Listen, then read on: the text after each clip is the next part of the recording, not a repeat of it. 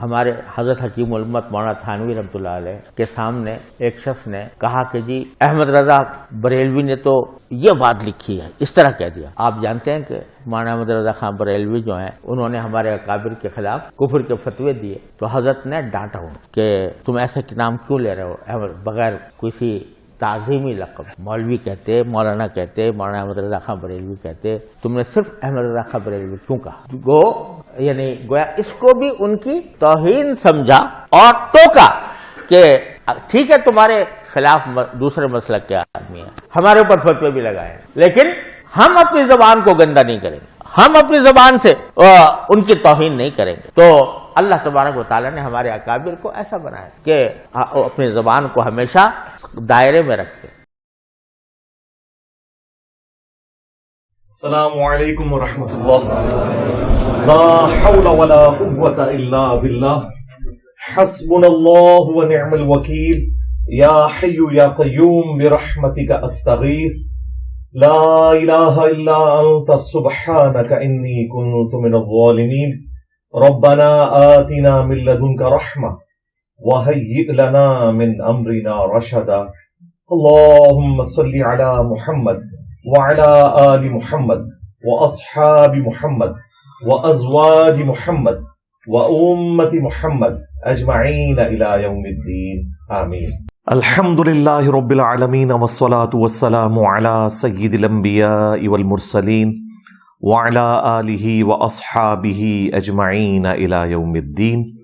الحمد للہ آج 14 جنوری 2024 کو سنڈے کے دن ہمارا یہ پبلک سیشن نمبر 129 ہوگا۔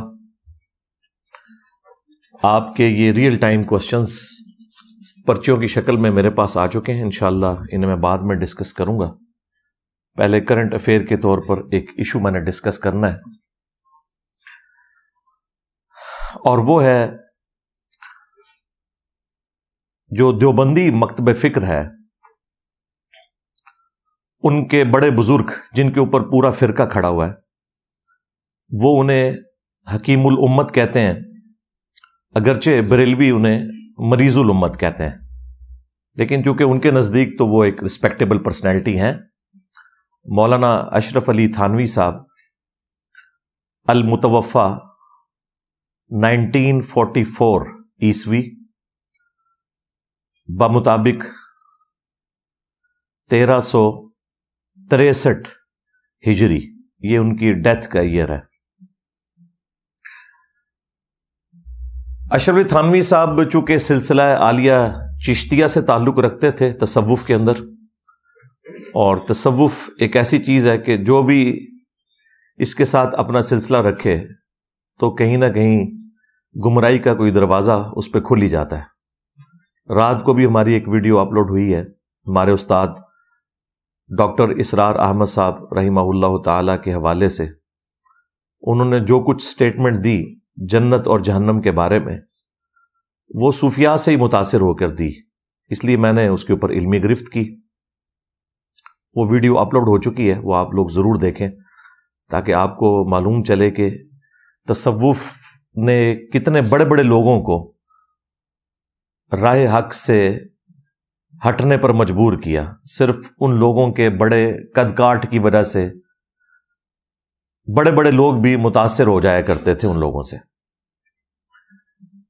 پچھلے دنوں الحمدللہ ہمارے اسٹوڈنٹس کی 10 سال کی محنت آلموسٹ رنگ لائی، اور حنفی بریلوی مکتب فکر کے مفتی اعظم پاکستان میں مفتی منیب الرحمان صاحب حافظہ اللہ تعالی نے دارالافتاء نعیمیہ سے اپنے مدرسے سے ایک ریٹن فتویٰ جاری کیا، اور اس پہ 1 درجن سے زیادہ علماء کے سگنیچرز ہیں، جس میں انہوں نے چشتی رسول اللہ کو کفر ڈکلیئر کیا۔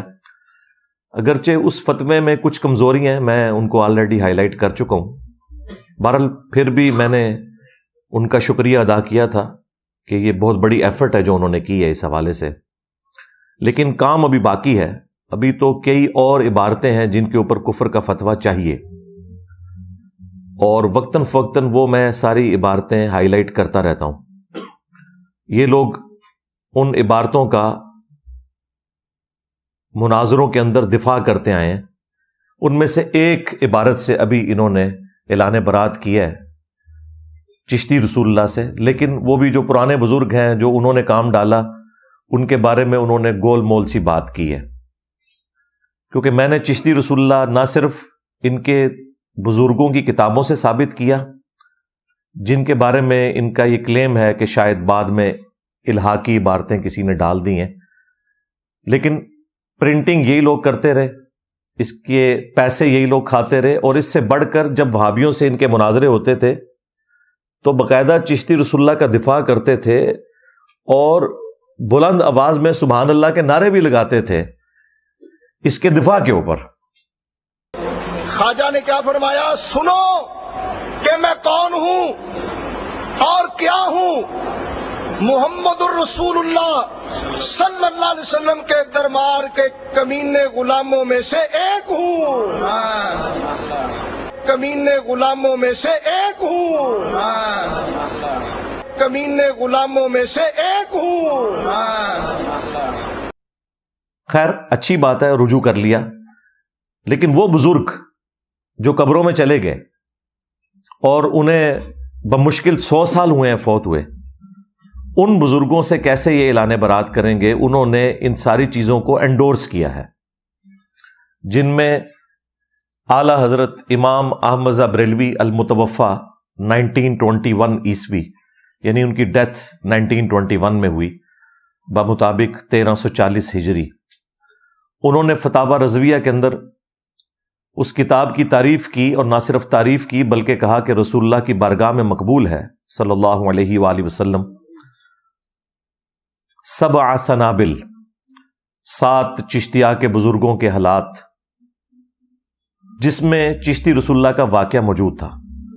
اگر اعلی حضرت کو پتا تھا کہ اس میں چشتی رسول اللہ لکھا ہے تو انہوں نے اتنا بڑا جرم کیا کہ رسول اللہ کی طرف ایک جھوٹ منسوب کر دیا صلی اللہ علیہ وآلہ وسلم. اور دوسرا بڑا جرم ان کا یہ کہ کفریہ عبارت سے انہوں نے جان بوجھ کر صرف نظر کیا. اور اگر نہیں پتا تھا تو ان کی بزرگی فارغ ہو گئی. یہ تو کہتے ہیں کہ یہ غوث وقت ہیں، اور وقت کا غوث جو ہے وہ پوری کائنات کو اس طریقے سے دیکھ رہا ہوتا ہے جس طرح ہتھیلی کے اوپر رکھا ہوا دانا. تو ان کی بزرگی بھی فارغ ہو گئی. اور دوسرے ان کے جو بڑے اعلی حضرت تھے وہ پیر میر علی شاہ صاحب گولڑوی، انہوں نے تحقیق الحق فی کلمت الحق کے اندر چشتی رسول اللہ کو انڈورس کیا، اور غلام احمد قادیانی دجال کو کہا کہ تم اس کی پلی نہیں لے سکتے. یعنی وہی بات ہے کہ جی ساڈا کتا کتا تے تہاڈا کتا ٹومی. یہاں انہوں نے اس محاورے کو بھی الٹا کر دیا. انہوں نے کہا ساڈا کتا ٹومی، تہاڈا کتا کتا ہی رہے گا. تو پیر میر علی شاہ صاحب تو 1937 میں فوت ہوئے ہیں. آج ہے 14 جنوری 2024، یعنی 100 سال بھی نہیں ہوئے. اور ان لوگوں کے کلمی نسخے ان کے درباروں پہ رکھی ہوئی جو لائبریری ہیں ان کے اندر موجود ہیں. کوئی یہ نہیں کہہ سکتا کہ ان کے ساتھ کسی نے الہاقی عبارتیں کر دی ہیں. لہٰذا یہ بالکل دھوکہ دے رہے ہیں کہ الہاقی عبارتیں، ایسا نہیں ہے. پرانوں نے بھی کیا تھا اور جو بعد والے ہیں انہوں نے اس کو انڈورس کیا. اب مفتی تقی عثمانی صاحب کے لیے بھی ایک امتحان ہے کہ وہ بھی مرنے سے پہلے کوئی ایک نیکی کا کام اس حوالے سے کر دیں، کیونکہ ان کا جو کاؤنٹر پارٹ ہے حنفی بریلوی فرقہ، ان کے مفتی اعظم مفتی منیب الرحمان صاحب حفظہ اللہ تعالی نے تو کچھ جرت دکھائی ہے. اب مفتی تقی عثمانی صاحب حفظہ اللہ تعالی جو دیوبندی حنفی فرقے کے اس وقت سمجھ لیں مفتی اعظم ہے انڈیا میں بھی، پاکستان میں بھی، بلکہ پلانٹ ارتھ کے اوپر، ان کو چاہیے کہ وہ بھی چشتی رسول اللہ کا دفاع جو ان کے حکیم الامت نے کیا اس سے بھی اعلان برات کریں، اور تھانوی رسول اللہ جو حکیم الامت صاحب نے انڈورس کیا اس سے بھی اعلان برات کریں. کچھ عرصہ پہلے مجھے ایک بھائی نے ای میل کے اوپر چشتی رسول اللہ کے دفاع کے اوپر جو اشرف علی تھانوی دیوبندی حنفی چشتی صاحب نے دفاع کیا تھا، وہ دفاع جو ہے وہ ایک بک کی شکل میں انہوں نے جو کتاب لکھی تھی وہ مجھے بھیجا. پھر میں نے کنفرم کیا، پھر علماء دیوبند کو باقاعدہ میں نے وہ بک بھیجی کہ آپ کنفرم کریں. انہوں نے کہا ہاں جی یہ ہمارے بزرگوں نے کیا ہے. اور وہ پھر پریشان بھی ہو گئے کہ لو جی یہ مطلب ہے ہوں پھر اگلا لیکچر دیو گے تسی؟ میں کہا جی بالکل دیا گے, اسی تے تیار بیٹھے ہیں. ہاں سارے گاہک ساڈے کو ہی آندے نے. یعنی دیکھیں پھر بھی ان لوگوں کی جرت نہیں ہو رہی کہ یہ کہہ دیں کہ جی ہم لیکچر دینے سے پہلے اعلان برات کرتے ہیں اس کتاب سے یا ان بزرگوں سے. وہ ان کو توفیق نہیں ملنی, کیونکہ اللہ تعالیٰ نے انہیں ان کی گمراہی میں سرگرداں چھوڑ دیا ہے, سیدھی سی بات ہے. تو اشرف علی تھانوی صاحب جو ہے نا بیسیکلی یہ آپ سمجھ لیں روح ہے دیوبندی فرقے کی. سلسلہ عالیہ چشتیہ میں یہ بیعت بھی تھے. پیچھے سے سارے ایک ہی ہیں, یہ امداد اللہ مہاجر مکی, ان کو بزرگ مانتے ہیں. پیر میر علی شاہ صاحب بھی ان کو بزرگ مانتے ہیں. احمد بریلوی صاحب بھی ان کو بزرگ مانتے ہیں. دیوبندیوں کے تینوں بڑے, سب سے پہلے رشید احمد گنگوئی صاحب, اس کے بعد قاسم نانوتوی صاحب, وہی میاں والے, یہ دونوں وہ یعنی فائل اس میں گنگوئی صاحب ہیں اور مفعول جو ہیں وہ قاسم نانوتوی صاحب. اور تیسرے نمبر کے اوپر اشرف علی تھانوی صاحب. تو تھانوی صاحب جو ہیں یہ تین ان بڑوں میں آتے ہیں. بلکہ آپ کو حیرانگی ہوگی کہ تبلیغی جماعت جب بنی 1926 میں, تو تبلیغی جماعت کے جو بانی تھے الیاس کاندلوی صاحب, انہوں نے باقاعدہ بارہا یہ اناؤنسمنٹ کی کہ تعلیمات اشرف علی تھانوی صاحب کی ہوں گی, طریقہ ہمارا ہوگا تبلیغی جماعت میں, کیونکہ وہ بھی اشرف علی تھانوی صاحب سے انتہائی عقیدت رکھتے تھے. 1944 میں الیاس کاندلوی صاحب کی ڈیتھ ہوئی اور 1944 کے اندر ہی اشرف علی تھانوی صاحب کی بھی ڈیتھ ہوئی. یہ دونوں ایک ہی سال میں فوت ہوئے. لہذا تبلیغی جماعت والے جو ہمارے بھائی ہیں بڑے مخلص ہیں, ان کے سامنے بھی ہم یہ ہائی لائٹ کر رہے ہیں, کیونکہ فضائل اعمال کے اندر بھی جگہ جگہ شیخ زکریا کاندلوی صاحب نے تھانوی صاحب کے حوالے دیے ہیں اور باقاعدہ چشتیہ کو ڈسکس کیا ہے, کیونکہ وہ بھی چشتی تھے. اور ان کے جو پیر صاحب خلیل احمد سہارنپوری وہ بھی چشتی تھے, اور یہی سہارنپوری صاحب ہیں خلیل احمد جنہوں نے المحند علی المفند لکھی ہے, یعنی عقائد علماء دیوبند. یعنی جو المحند علی المفند ہے یہ چشتیہ کے ایک بزرگوں میں سے ایک بزرگ نے لکھی, جو کہ چشتیہ میں دیوبندی چشتی ہیں. اور اس کتاب کے اوپر سگنیچر کیے ہوئے ہیں اشرف علی تھانوی صاحب نے. اور جب انہوں نے سگنیچر کیے ہیں تو اپنے نام کے ساتھ لکھا ہے اشرف علی تھانوی حنفی چشتی, دیوبندی نہیں لکھا, چونکہ وہ دیوبند کے امام ہیں نا, تو وہ خود تو اپنے آپ کو دیوبندی نہیں کہہ سکتے تھے. تو ان کی نسبت سے ایک دیوبند کا سلسلہ چلا آگے. تو باقاعدہ انہوں نے لکھا ہے حنفی چشتی اپنے نام کے ساتھ. پھر المحند علی المفند کے سٹارٹ میں جب علماء عرب نے 26 کوسچنز بھیجے دیوبندیوں کو کہ بھئی ہند سے جو اعلیٰ حضرت کا فتویٰ آیا ہے تم لوگوں پر, حسام الحرمین انہوں نے لکھی ہے, تو ہمیں خدشہ ہے کہ تم لوگ بھی وہابی ہو. اس زمانے میں صوفیوں کی حکومت تھی سعودیہ پر, یہ 1926 سے پہلے کی بات ہے. 1905 میں لکھی گئی حسام الحرمین, جس میں کفر کے فتوے لگائے اعلیٰ حضرت نے علماء دیوبند کے اوپر اور غلام احمد قادیانی دجال کے اوپر بھی. تو 1906 میں علماء عرب کی طرف سے دیوبند میں عربی میں 26 کوسچنز آئے کہ آپ ہمیں یہ بتائیں کہ آپ وہابی تو نہیں ہیں, اور ایک ایک چیز کو کلیئر کریں. تو المحند علی المفند, ہند کی تلوار ایک پاگل سٹھیائے ہوئے بابے کے اوپر, یعنی احمد بریلوی کے اوپر, کیونکہ انہوں نے اپنی کتاب کا نام رکھا تھا حسام الحرمین, حرمین کی تلوار. تو تلوار کا مقابلہ ظاہر ہے تلوار سے ہوگا.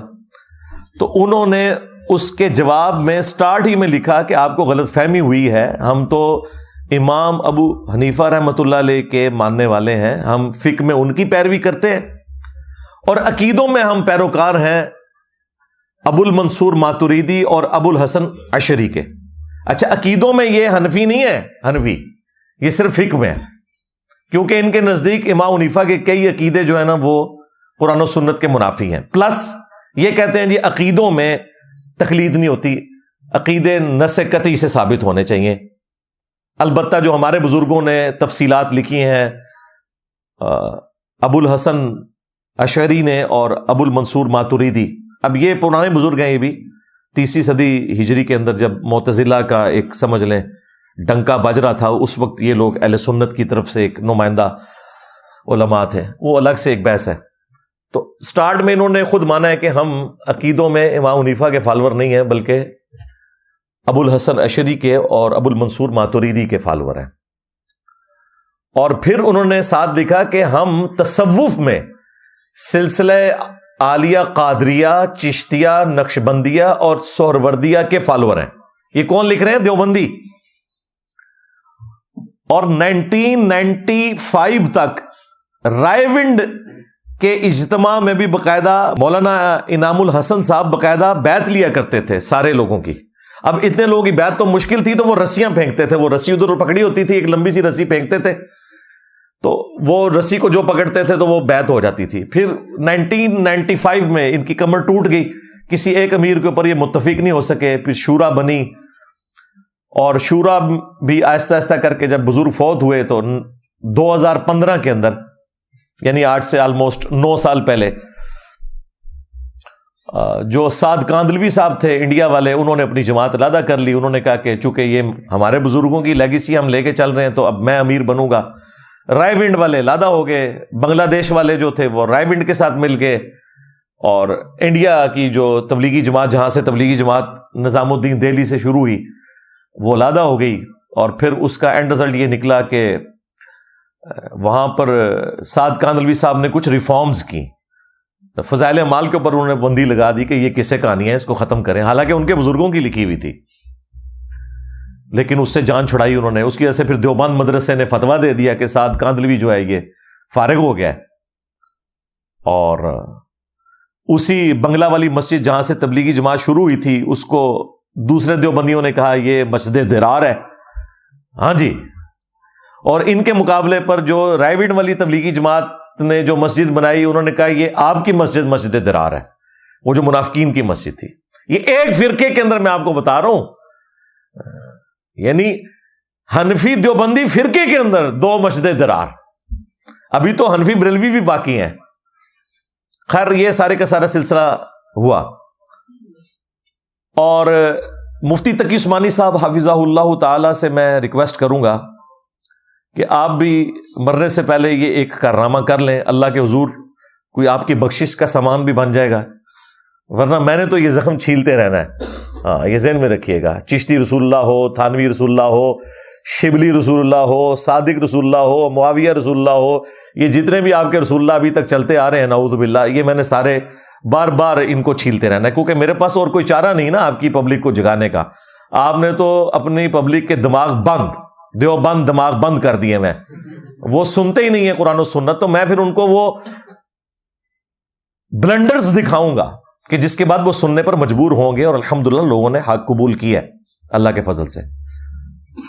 تقی عثمانی صاحب درس حدیث دیتے ہوئے سینکڑوں کے مجمع میں اپنے بزرگوں کی تعریف بیان کر رہے ہیں, اور کہتے ہیں دیکھیں اشرف علی تھانوی صاحب کے سامنے کسی نے احمد رضا بریلوی صاحب کو کہہ دیا کہ احمد رضا نے یہ لکھا ہے, اور ان کے ساتھ مولانا نہیں لگایا.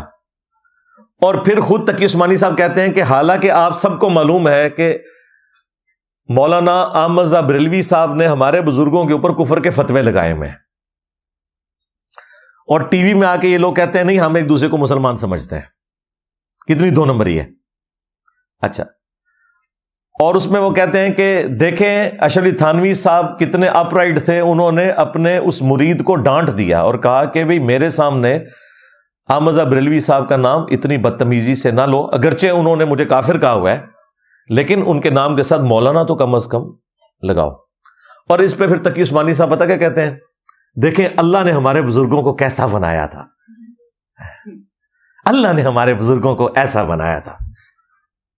ہمارے حضرت حکیم الامت مولانا تھانوی رحمۃ اللہ علیہ کے سامنے ایک شخص نے کہا کہ جی احمد رضا بریلوی نے تو یہ بات لکھی ہے, اس طرح کہہ دیا. آپ جانتے ہیں کہ مولانا احمد رضا خان بریلوی جو ہیں انہوں نے ہمارے اکابر کے خلاف کفر کے فتوے دیے, تو حضرت نے ڈانٹا ہوں کہ تم ایسے نام کیوں لے رہے ہو بغیر کسی تعظیمی لقب. مولوی کہتے, مولانا کہتے, مولانا احمد رضا خان بریلوی کہتے, تم نے صرف احمد رضا خان بریلوی کیوں کہا؟ یعنی گویا اس کو بھی ان کی توہین سمجھا اور ٹوکا کہ ٹھیک ہے تمہارے خلاف دوسرے مسلک کے آدمی ہیں, ہمارے اوپر فتوے بھی لگائے, لیکن ہم اپنی زبان کو گندا نہیں کریں گے, ہم اپنی زبان سے ان کی توہین نہیں کریں گے. تو اللہ تبارک و تعالیٰ نے ہمارے اکابر کو ایسا بنایا کہ اپنی زبان کو ہمیشہ دائرے میں رکھتے. لوگ بھی بڑے خوش ہوئے کہ واقعی دوسرے کافر کہہ رہے ہیں اور یہ ان کو رسپیکٹ دے رہے ہیں. تو تقی عثمانی صاحب یہ 2 نمبری چھوڑ دیں, اللہ سے ڈر جائیں. آپ کو پتا ہے کہ آپ کے بزرگوں کو اللہ نے کیسا بنایا تھا.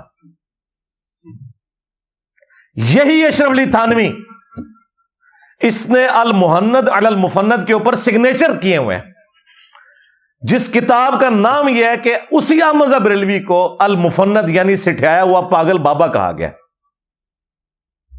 کتاب کا نام یہ ہے.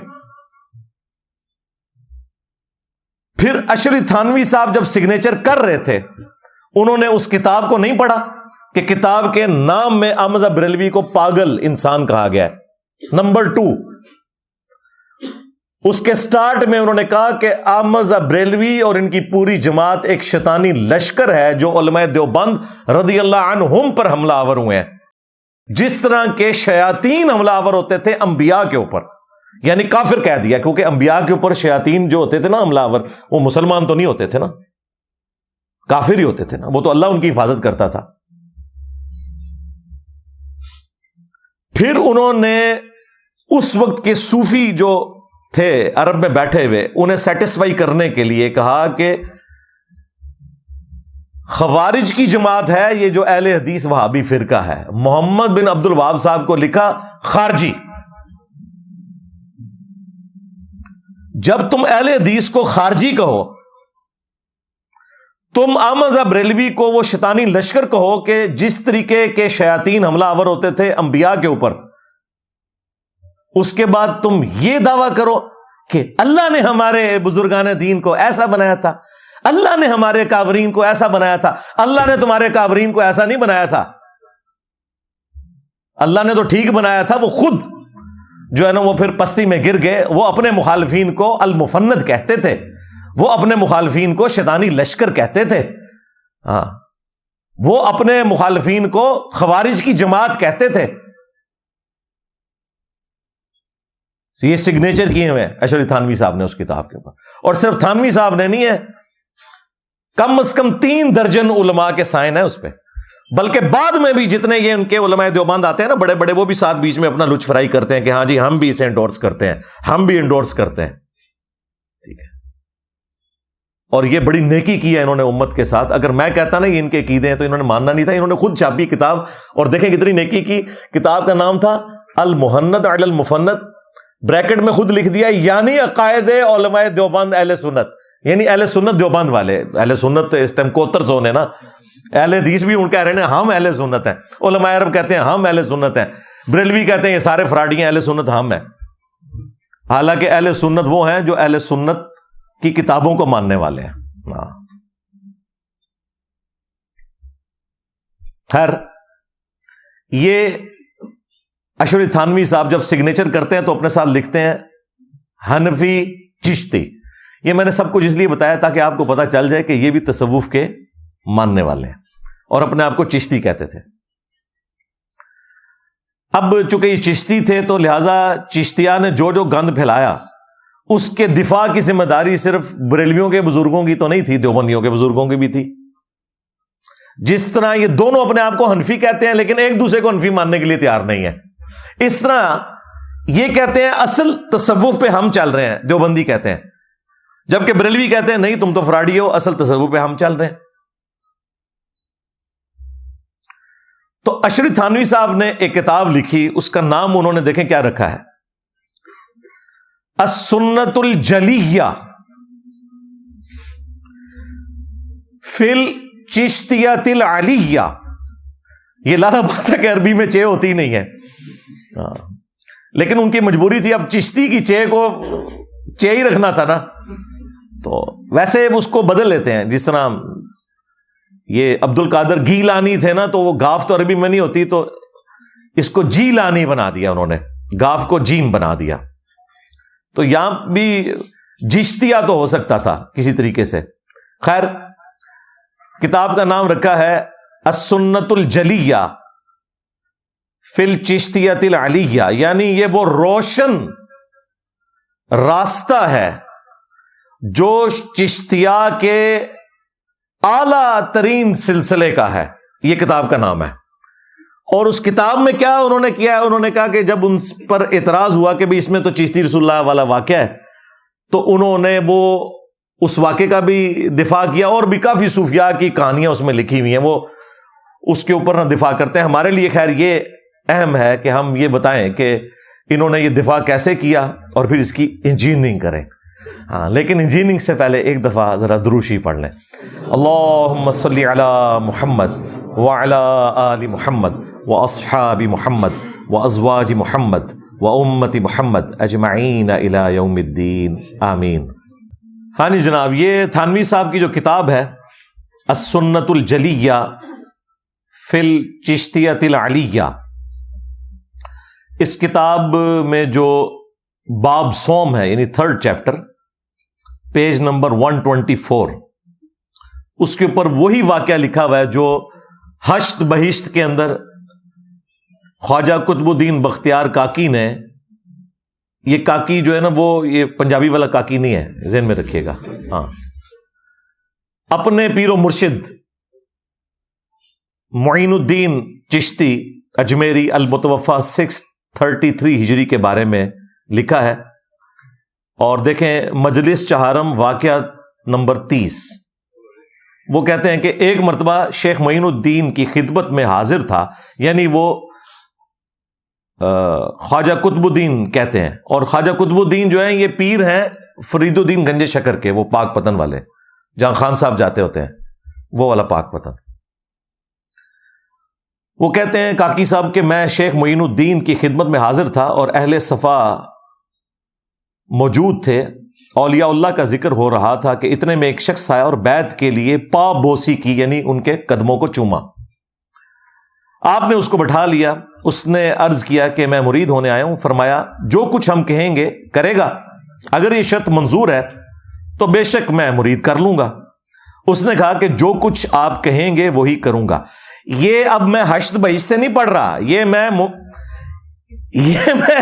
اشرف تھانوی صاحب کی کتاب سے پڑھ رہا ہوں، یہ ذہن میں رکھیے گا. پہلے دیوبندی بڑی بغلیں بجاتے تھے جی یہ تے بریلویاں دا نکلا ہے، یہ تہاڈا بھی نکلا ہے جے، ایک کھرا تہاڈے گھر بھی نکلیا جے، یہ تھانوی صاحب لکھ رہے ہیں. ہاں جی، متفقن علیہ ہو گیا نا. جس طرح جو حدیث بخاری اور مسلم میں آئے نا تو وہ کہتے ہیں دونوں شیخین اس کے اوپر متفق ہیں. ٹھیک ہے، اس طرح اب یہ متفقن علیہ ہو گیا. ہشت بہشت ہو، سبا سنابل ہو، یا یہ تھانوی صاحب کی کتاب السنت الجلیہ، جو کچھ ہم کہیں گے کرے گا، اگر یہ شرط منظور ہے تو بے شک میں مرید کر لوں گا. اس نے کہا جو کچھ آپ کہیں گے وہی کروں گا. آپ نے فرمایا کہ تو کلمہ کس طرح پڑھتا ہے؟ لا الہ الا اللہ محمد رسول اللہ. ایک بار ذرا اس طرح پڑھ، لا الہ الا اللہ چشتی رسول اللہ، نعوذ باللہ. چونکہ راسخ العقیدہ تھا اس نے فوراً پڑھ دیا. خواجہ نے اس سے بیعت لے لی اور بہت کچھ خلعت اور نعمت عطا کی، اور فرمایا میں نے فقط تیرا امتحان لیا تھا تاکہ مجھے معلوم چلے کہ تجھ کو مجھ سے کس قدر عقیدت ہے، ورنہ میرا مقصد یہ نہ تھا کہ تجھ سے اس طرح کلمہ پڑھواؤں. اس کا مطلب ہے خواجہ صاحب ہوش میں بھی ہیں جی، اور انہیں یہ بھی پتا ہے کہ انہوں نے کام ڈالا ہے. آپ کو تو یہ بتاتے ہیں کہ یہاں کوئی جھوٹی موٹی بھی لکھ کے قادیانی جرمنی چلا جائے تو وہ کافر ہو جائے گا. یہاں سچی مچی بھی کروائے تو وہ کوئی مسئلہ نہیں ہے.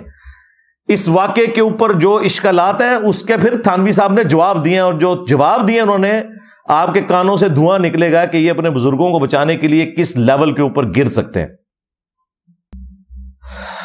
ورنہ میرا مقصود یہ نہ تھا کہ تجھ سے اس طرح کلمہ پڑھواؤں.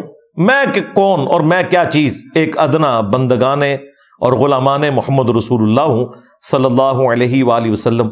حکم وہی ہے جو اول سے کہتا ہے کہ لا الہ الا اللہ محمد رسول اللہ. اس بات سے تیری صدق عقیدت معلوم ہو گئی کہ تو بڑا پکا مجھ سے عقیدت رکھنے والا ہے، اب تو میرا مرید صادق ہوا۔ مرید کو ایسا ہی چاہیے کہ اپنے پیر کی خدمت میں صادق اور راسخ ہو۔ یہاں پہ جناب واقعہ ختم ہوا۔ اس کے بعد جو اس واقعے کے اوپر اعتراضات ہیں نا، اس کے جوابات دے رہے ہیں تھانوی صاحب۔ اشکال، وہ کہتے ہیں اس کے اوپر کسی کو اشکال ہو سکتا ہے، ایمبیگوٹی انگریزی میں کہہ لیں۔ کیا امتحان کے لیے کلمہ کفر کہلوانا جائز ہے؟ ویسے عام مسلمان سے پوچھیں، جس کو کبھی کوئی بریلوی دیوبندی نے ڈسا نہ ہو، اور اس سے پوچھا جائے کہ کیا کوئی شخص اپنے نام کا کلمہ پڑھوا سکتا ہے صرف چیک کرنے کے لیے، سارے کانوں کو ہاتھ لگائیں گے کہ نہیں؟ مجھے بتائیں، کوئی دنیا دار بندہ بھی ہو۔ لیکن یہ تصوف کے ماننے والے ایسے بے شرم لوگ ہوتے ہیں کہ یہ اپنے بزرگوں کو بچا لیتے ہیں چاہے ان کو اپنا ایمان دینا پڑ جائے۔ آپ کو انہوں نے یہ کہانی کروائی ہوئی ہے، اور جو بالکل صحیح کہانی ہے کہ اگر کوئی جھوٹی موٹی بھی قادیانی لکھ کے جرمنی چلا گیا تو وہ قادیانی ہو گیا، اگرچہ دل میں ایمان تھا، کیونکہ زندگی موت کی کشمکش نہیں تھی۔ ہاں، زندگی موت کی کشمکش ہو، جان بچانے کے لیے آخری درجے میں اجازت ہے، آپ کلمات کفر بک سکتے ہیں، سورہ النحل کے اندر آیا، لیکن یہ جواز کی حد تک ہے۔ ایمان کا اعلیٰ ترین درجہ یہ نہیں ہے، یہ ذہن میں رکھیے گا، کیونکہ بخاری میں حدیث ہے، مسلم میں بھی موجود ہے، اس شخص نے ایمان کی حلاوت چکھ لی جس میں 3 نشانی ہیں۔ نمبر 1، اللہ اور اس کا رسول اسے پوری دنیا میں سب سے بڑھ کر محبوب ہو جائے صلی اللہ علیہ وآلہ وسلم۔ دوستی اور دشمنی کا معیار اللہ کی ذات ہو، اور تیسری چیز، کفر کی طرف لوٹایا جانا اس کے لیے اتنا ہی مشکل ہو جائے جتنا زندہ آگ میں جلایا جانا، یعنی وہ آگ میں جل جائے لیکن کفر نہ کرے۔ یہ اعلیٰ ترین درجہ ہے، اور یہی وہ چیز ہے جو سنن ابن ماجہ میں ہے۔ نبی الاسلام نے جو وصیت فرمائی تھی نا کہ اللہ کے ساتھ شرک نہ کرنا، خواہ تمہیں سولی دے دیا جائے، تمہیں آگ میں ڈال دیا جائے، تمہارے ٹکڑے ٹکڑے کر دیے جائیں، اللہ کے ساتھ شرک نہ کرنا، وہ ایمان کا اعلیٰ ترین درجہ ہے۔ لیکن جان بچانے کے لیے زندگی موت کی کشمکش میں آپ یہ کر سکتے ہیں کہ آپ کلمات کفر بولیں دل میں ایمان رکھتے ہوئے، لیکن یہاں تو کوئی زندگی موت کی کشمکش ہی نہیں ہے، کوئی جواز ہی نہیں پیدا ہوتا امتحان کے لیے۔ کیا سیدنا ابوبکر اور عمر، عثمان و علی رضی اللہ عنہم اجمعین وعلیہم السلام اجمعین امتحان کے لیے پہلے اپنے نام کا کلمہ پڑھواتے تھے؟ اچھا، اب 3 انہوں نے بیچ میں پوائنٹس ڈسکس کیے۔ وہ اشکال کے بعد لکھتے ہیں کہ کلمہ کفر جب ہے کہ تعویل ممکن نہ ہو۔ دیکھو، بابا ہے تو کہتے ہیں تعویل کریں گے، بچائیں گے بابے کو۔ یار کہہ دو کہ بابا جو ہے سٹھیا گیا تھا، یا بابے کی طرف بات غلط منسوب ہو گئی، تو بابا بھی بچ جائے، یعنی چشتی چاچو بھی بچ جائے اور چشتی چاچو کی چاچی بھی بچ جائے۔ ہاں، کیونکہ کسی نے اگر کلمات کفر کہلوائے تو اس کی بیعت بھی ٹوٹ گئی، اس کا نکاح بھی ٹوٹ گیا۔ چشتی چاچو تیری چاچی گئی، ہاں، تھانوی چاچو تیرے چاچے دی چاچی گئی، ہاں، اور بیعت بھی گئی۔ پہلے تو خود بیعت ہوگا، تجدید نکاح کرے گا، پھر بیعت کرے گا۔ یہ بیعت تو ویسے ہی نہیں ہوئی ہے کیونکہ بیعت تو ٹوٹ چکی ہے، اس کی ایمان چلا گیا، تو تجدید ایمان بھی کرنا ہے اور تجدید نکاح بھی۔ وہ کہتے ہیں اگر تعویل ممکن نہ ہو پھر کلمات کفر ہوتے ہیں۔ اب آپ سنیں تعویل کیا ہے، کدھر دماغ گیا ہے۔ اگر یہ تعویل کی جاوے کہ رسول سے مراد لغوی معنی ہیں، ہاں، پھر تو سارے رسول لیں، ہاں، یعنی آپ لوگ بھی مختلف شہروں سے آئے ہوئے ہیں نا، مختلف ملکوں کے جو سفیر ہیں وہ بھی رسول ہیں۔ یہاں پہ کوئی ایسا کرینہ موجود نہیں، لغت میں رسول کا لفظ، جب گاندھی صاحب پہلی دفعہ سعودی عرب گئے تو وہاں انہوں نے جگہ جگہ بینر لگائے تھے رسول امن کے، کہ یہ امن کا رسول ہے، امن کا سفیر ہے۔ وہاں تو کرینہ سمجھ آتا ہے، یہاں تو کوئی کرینہ نہیں ہے، کوئی سفیر تو نہیں بن کے آیا ہوا۔ تو لغوی ہو اور عام ہو، بواسطہ اور بلا واسطہ اس بنا پر یہ معنی ہوں گے کہ چشتی اللہ کا پیغام رساں اور احکام کی تبلیغ کرنے والا ہے بواسطہ رسول اللہ کے صلی اللہ علیہ وآلہ وسلم. وہ کہتے ہیں چشتی رسول اللہ میں رسول سے مراد پیغمبر ہونے کا دعویٰ کرنا نہیں ہے، بلکہ وہ یہ کہنا چاہ رہے تھے کہ چشتی جو ہے وہ رسول اللہ کا رسول ہے، یعنی ان کا نمائندہ ہے، ان کا سفیر بن کے ہے. تو 2 بار تو رسول نہیں اس نے کہلوایا، ٹھیک ہے، اس نے تو چشتی رسول اللہ کا ہے. اچھا، کہتے ہیں کہ جیسا کہ مشکات شریف میں آیا ہے، مشکات شریف میں یہ حدیث واقعی موجود ہے، لیکن وہ اس طرح نہیں ہے حدیث جس طرح یہ بیان کر رہے ہیں، کہ ایک انصاری صحابی ہیں ابن مربع. یہ حدیث مشکات میں جامع ترمذی کے حوالے سے ہے، سنن ابی داؤد میں بھی موجود ہے، نسائی میں بھی، ابن ماجہ میں بھی، سنن کی 4 کتابوں میں. تو وہ میدان عرفات کے اندر کچھ اصحاب کے پاس آئے جو کہ میدان عرفات میں نبی صلی اللہ علیہ وآلہ وسلم سے بہت دور انہوں نے خیمہ لگایا ہوا تھا. ظاہر ہے تعداد کافی زیادہ تھی، 1 لاکھ سے زیادہ تھے، تو سارے لوگ تو حضور کے قریب نہیں ہو سکتے تھے. تو بعض لوگوں کو یہ وہم ہو گیا کہ شاید ہم لوگ جو ہیں وہ نبی علیہ السلام سے چونکہ دور ہیں تو پتہ نہیں ہمارا حج ہوگا کہ نہیں، امام کے بالکل قریب ہونا چاہیے.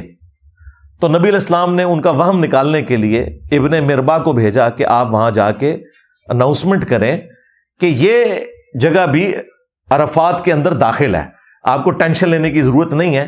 جتنے لوگ بھی یہاں پہ موجود ہیں، جتنے بھی اس جگہ کے قریب لوگ ہیں، وہ سب کے سب میدان عرفات میں ہی شمار کیے جائیں گے. تو اس میں الفاظ ہیں انی رسول اللہ علیکم، میں رسول اللہ کی طرف سے تمہارے پاس پیغام لے کر آیا ہوں.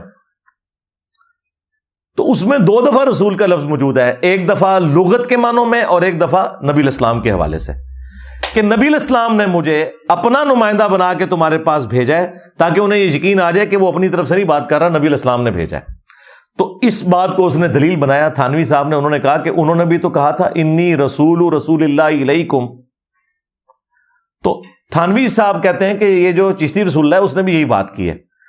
تو ہم یہ پوچھیں گے تھانوی صاحب، نبی علیہ السلام کی تو وفات ہوئی ہے 11 ہجری میں، اور معین الدین چشتی جو ہیں وہ 600 سال بعد آ رہے ہیں. ان کے پاس کون سا نبی علیہ السلام کا ڈائریکٹ پیغام تھا جو وہ لے کر آئے؟ بیچ میں وہ بتائیں نا. تو جتنے 100 سال کے بندے ہیں ساروں کے ساتھ رسول لگائیں. کیا نبی علیہ السلام کی وفات کے بعد کسی شخص نے یہ کلیم کیا کہ میں رسول اللہ کی طرف سے رسول بن کے آیا ہوں؟ نہیں. خلیفۃ الرسول کہا. یہ تھانوی صاحب ہوتے نا تو یہ بھی مت دیتے خلفائے راشدین کو کہ خلیفۃ الرسول نہ کو اپنے آپ کو، بلکہ کہو ہم رسول اللہ کے رسول ہیں. بھئی رسول اللہ کے رسول تو تب ہوتے جب نبی علیہ السلام اپنی زندگی میں کسی کی ڈیوٹی لگائیں کہ بھئی یہ پیغام لے کے چلے جاؤ. جب نبی علیہ السلام دنیا سے چلے گئے اس کے بعد کتاب و سنت کی تعلیمات ہیں، اس میں کوئی شخص یہ کلیم نہیں کر سکتا کہ میں رسول اللہ کا رسول ہوں. ہاں یہ کہہ سکتا ہے میں نبی علیہ السلام کی تعلیمات لے کے چل رہا ہوں، یا فوراً سکسیسر بنے حضرت ابوبکر صدیق، انہوں نے ٹرم یوز کی اپنے لیے خلیفۃ الرسول اللہ صلی اللہ علیہ وآلہ وسلم. کیوں؟ کہ وہ نبی علیہ السلام کی مسند پر صحابہ کرام کے اجماع سے بیٹھے تھے. اس کے بعد 2 دفعہ خلیفہ کا لفظ لگایا جاتا تھا حضرت عمر کے ساتھ، خلیفہ اور پھر خلیفۃ الرسول اللہ، یعنی رسول اللہ کے خلیفہ. تو پھر اصحاب نے مشورہ کیا کہ یہ تو اس طریقے سے تو خلیفہ لگاتے چلے جائیں گے، تو بہتر ہے کہ ہم آپ کو امیر المومنین کہیں. تو سیدنا عمر کے دور میں امیر المومنین کی ٹرم ڈیوائز کی گئی. یہ جو تھانوی صاحب والی ٹرم ہے نا، رسول اللہ علیکم، اس کی بنیاد سے کسی نے یہ چیزیں نہیں نکالی ہوئی تھی، لہذا یہ بالکل ان کی باطل تعویل ہے. پھر وہ کہتے ہیں کہ اسی طرح کی ایک مثال جو ہے سورہ یاسین میں بھی موجود ہے. حضرت عیسیٰ علیہ السلام نے بھی 2 رسول بھیجے تھے دعوت و تبلیغ کے لیے. یقیناً جب عیسیٰ علیہ السلام دنیا میں موجود تھے انہوں نے بھیجے، بالکل ٹھیک ہے، وہاں لغت کے معنوں میں آپ لیں، ہم کوئی نہیں، لیکن یہ تو بالکل اس کے ساتھ کوئی قرینہ نہیں بنتا. اور پھر انہوں نے کہا کہ امام حنیفہ اور امام ابو یوسف کے نزدیک بھی اس طرح کی چیزوں کی تعویل ممکن ہے کہ جب کوئی شخص اس طرح کی دوہری بات کر رہا ہو. بھئی تعویل کوئی ممکن نہیں ہے، اس طرح کی بات کی نہیں ہے ممکن، یہاں کوئی قرینہ ہی نہیں ہے. پھر وہ دوسرا اشکال جو ہے نا وہ کہتے ہیں کہ البتہ یہ سوال باقی رہا کہ یہ جو اس نے چشتی رسول اللہ جو کلمہ پڑھوایا ہے اس کا استعمال جائز نہیں، یعنی یہ طریقہ اڈاپٹ کرنا جائز نہیں ہے. اس کا جواب یہ ہے کہ مجلس خاص تھی اور مخاطب اور دیگر سامعین خوش فہم تھے، اس لیے عقیدے کے خراب ہونے کی کوئی نوبت آ نہیں سکتی. وہ کہتے ہیں وہاں جتنے لوگ تھے نا پڑھے لکھے تھے، انہیں پتہ تھا کہ جب چشتی صاحب یہ کہہ رہے ہیں نا تو اس کا مطلب ہم نے وہ والا رسول نہیں لینا. اگر وہاں کے لیے تھا تو کتاباں کو چھاپیاں جے، پھر اگر صرف اس مجلس کے لیے تھا تو اس مجلس کو نشر کرنے کی پوری دنیا میں کیا ضرورت تھی؟ جو تم چاہ رہے تھے کہ پبلک کو نہ پتا چلے، صرف خاص لوگوں کو پتا چلے، اور خاص لوگ جو ہے وہ چشتی رسول سے مراد وہ والا رسول نہیں لیں گے، تو پھر یہ تم نے ساری چیزیں لکھی، پرنٹ کی، پبلک میں بانٹی، الٹا بزرگیاں ویل کی، اس کی بنیاد کے اوپر مناظرے کیے تم لوگوں نے. تو یہ بات بھی تمہاری بالکل باطل ہے. اگر یہ خاص لوگوں کے لیے ہوتا تو وہیں رہنا چاہیے تھا. وہ خاص لوگوں کا کام نہیں تھا کہ یہ گند جو اندر گھولا تھا یہ پبلک میں بھی عام کرتے اور پرنٹ کر کے بتاتے جی ہمارے بزرگوں کے. اور یہ اصل میں ان کے اوپر جب برا وقت آیا تو یہ اس قسم کی تعویلات کر رہے ہیں. ادروائز یہ لوگ ان ساری چیزوں کو تصوف کے نام کے اوپر صحیح مانتے ہیں. خیر یہ بالکل ان کی یہ بات بالکل غلط ہے. وہ کہتے ہیں عقیدے کا فساد نہیں ہوگا کیونکہ وہاں سارے سمجھدار لوگ بیٹھے ہیں. وہ اللہ دے بندے تو آڈے مفتی نے انہوں کا علمی لیول بھی سانو پتا چل گیا ہے. انہوں کو بیٹھنے والے تو اس تو بڑے بٹ ہون گے. ہاں علمی لیول انہوں کا. تیسری بات وہ کہتے ہیں رہی یہ بات کہ آخر مصلحت ہی کیا تھی. وہ کہتے ہیں کہ کوئی یہ بھی پوچھ سکتا ہے کہ یار کوئی بندے نے پترا والا طریقہ نہیں لبیا، مطلب طریقہ تو کوئی اور بھی ہو سکتا تھا. تو یہ سوال تو واقعی یہ سوال تو ہے. اب آپ سنیں کہ اس کا جواب وہ کیا دے رہے ہیں. وہ کہتے ہیں کہ جواب ظاہر ہے کہ مصلحت امتحان کی تھی، اس طرح کہ اگر یہ راسخ العقیدہ ہے تو مجھ کو مخالف شریعت کا نہ سمجھے گا، کوئی نہ کوئی تعویل کرے گا ورنہ بھاگ جائے گا. وہ کہتے ہیں یہ تو چیک کیا ہے کہ بھی مستقبل میں بھی اگر میں نے کوئی غلط کام کیے تو یہ ان کی تعویل کرے گا، یعنی میری بزرگی مسلمہ مانے گا. یعنی کل کو میں نے کوئی چاچی بگا لی شاگردنی تو یہ کہے گا نہیں نہیں بگائی نہیں ہے، نکاح ہی کیا ہے نا جی، نیکی کا کام ہے نا. اور خود تھانوی نے بھی یہ کیا تھا. ہاں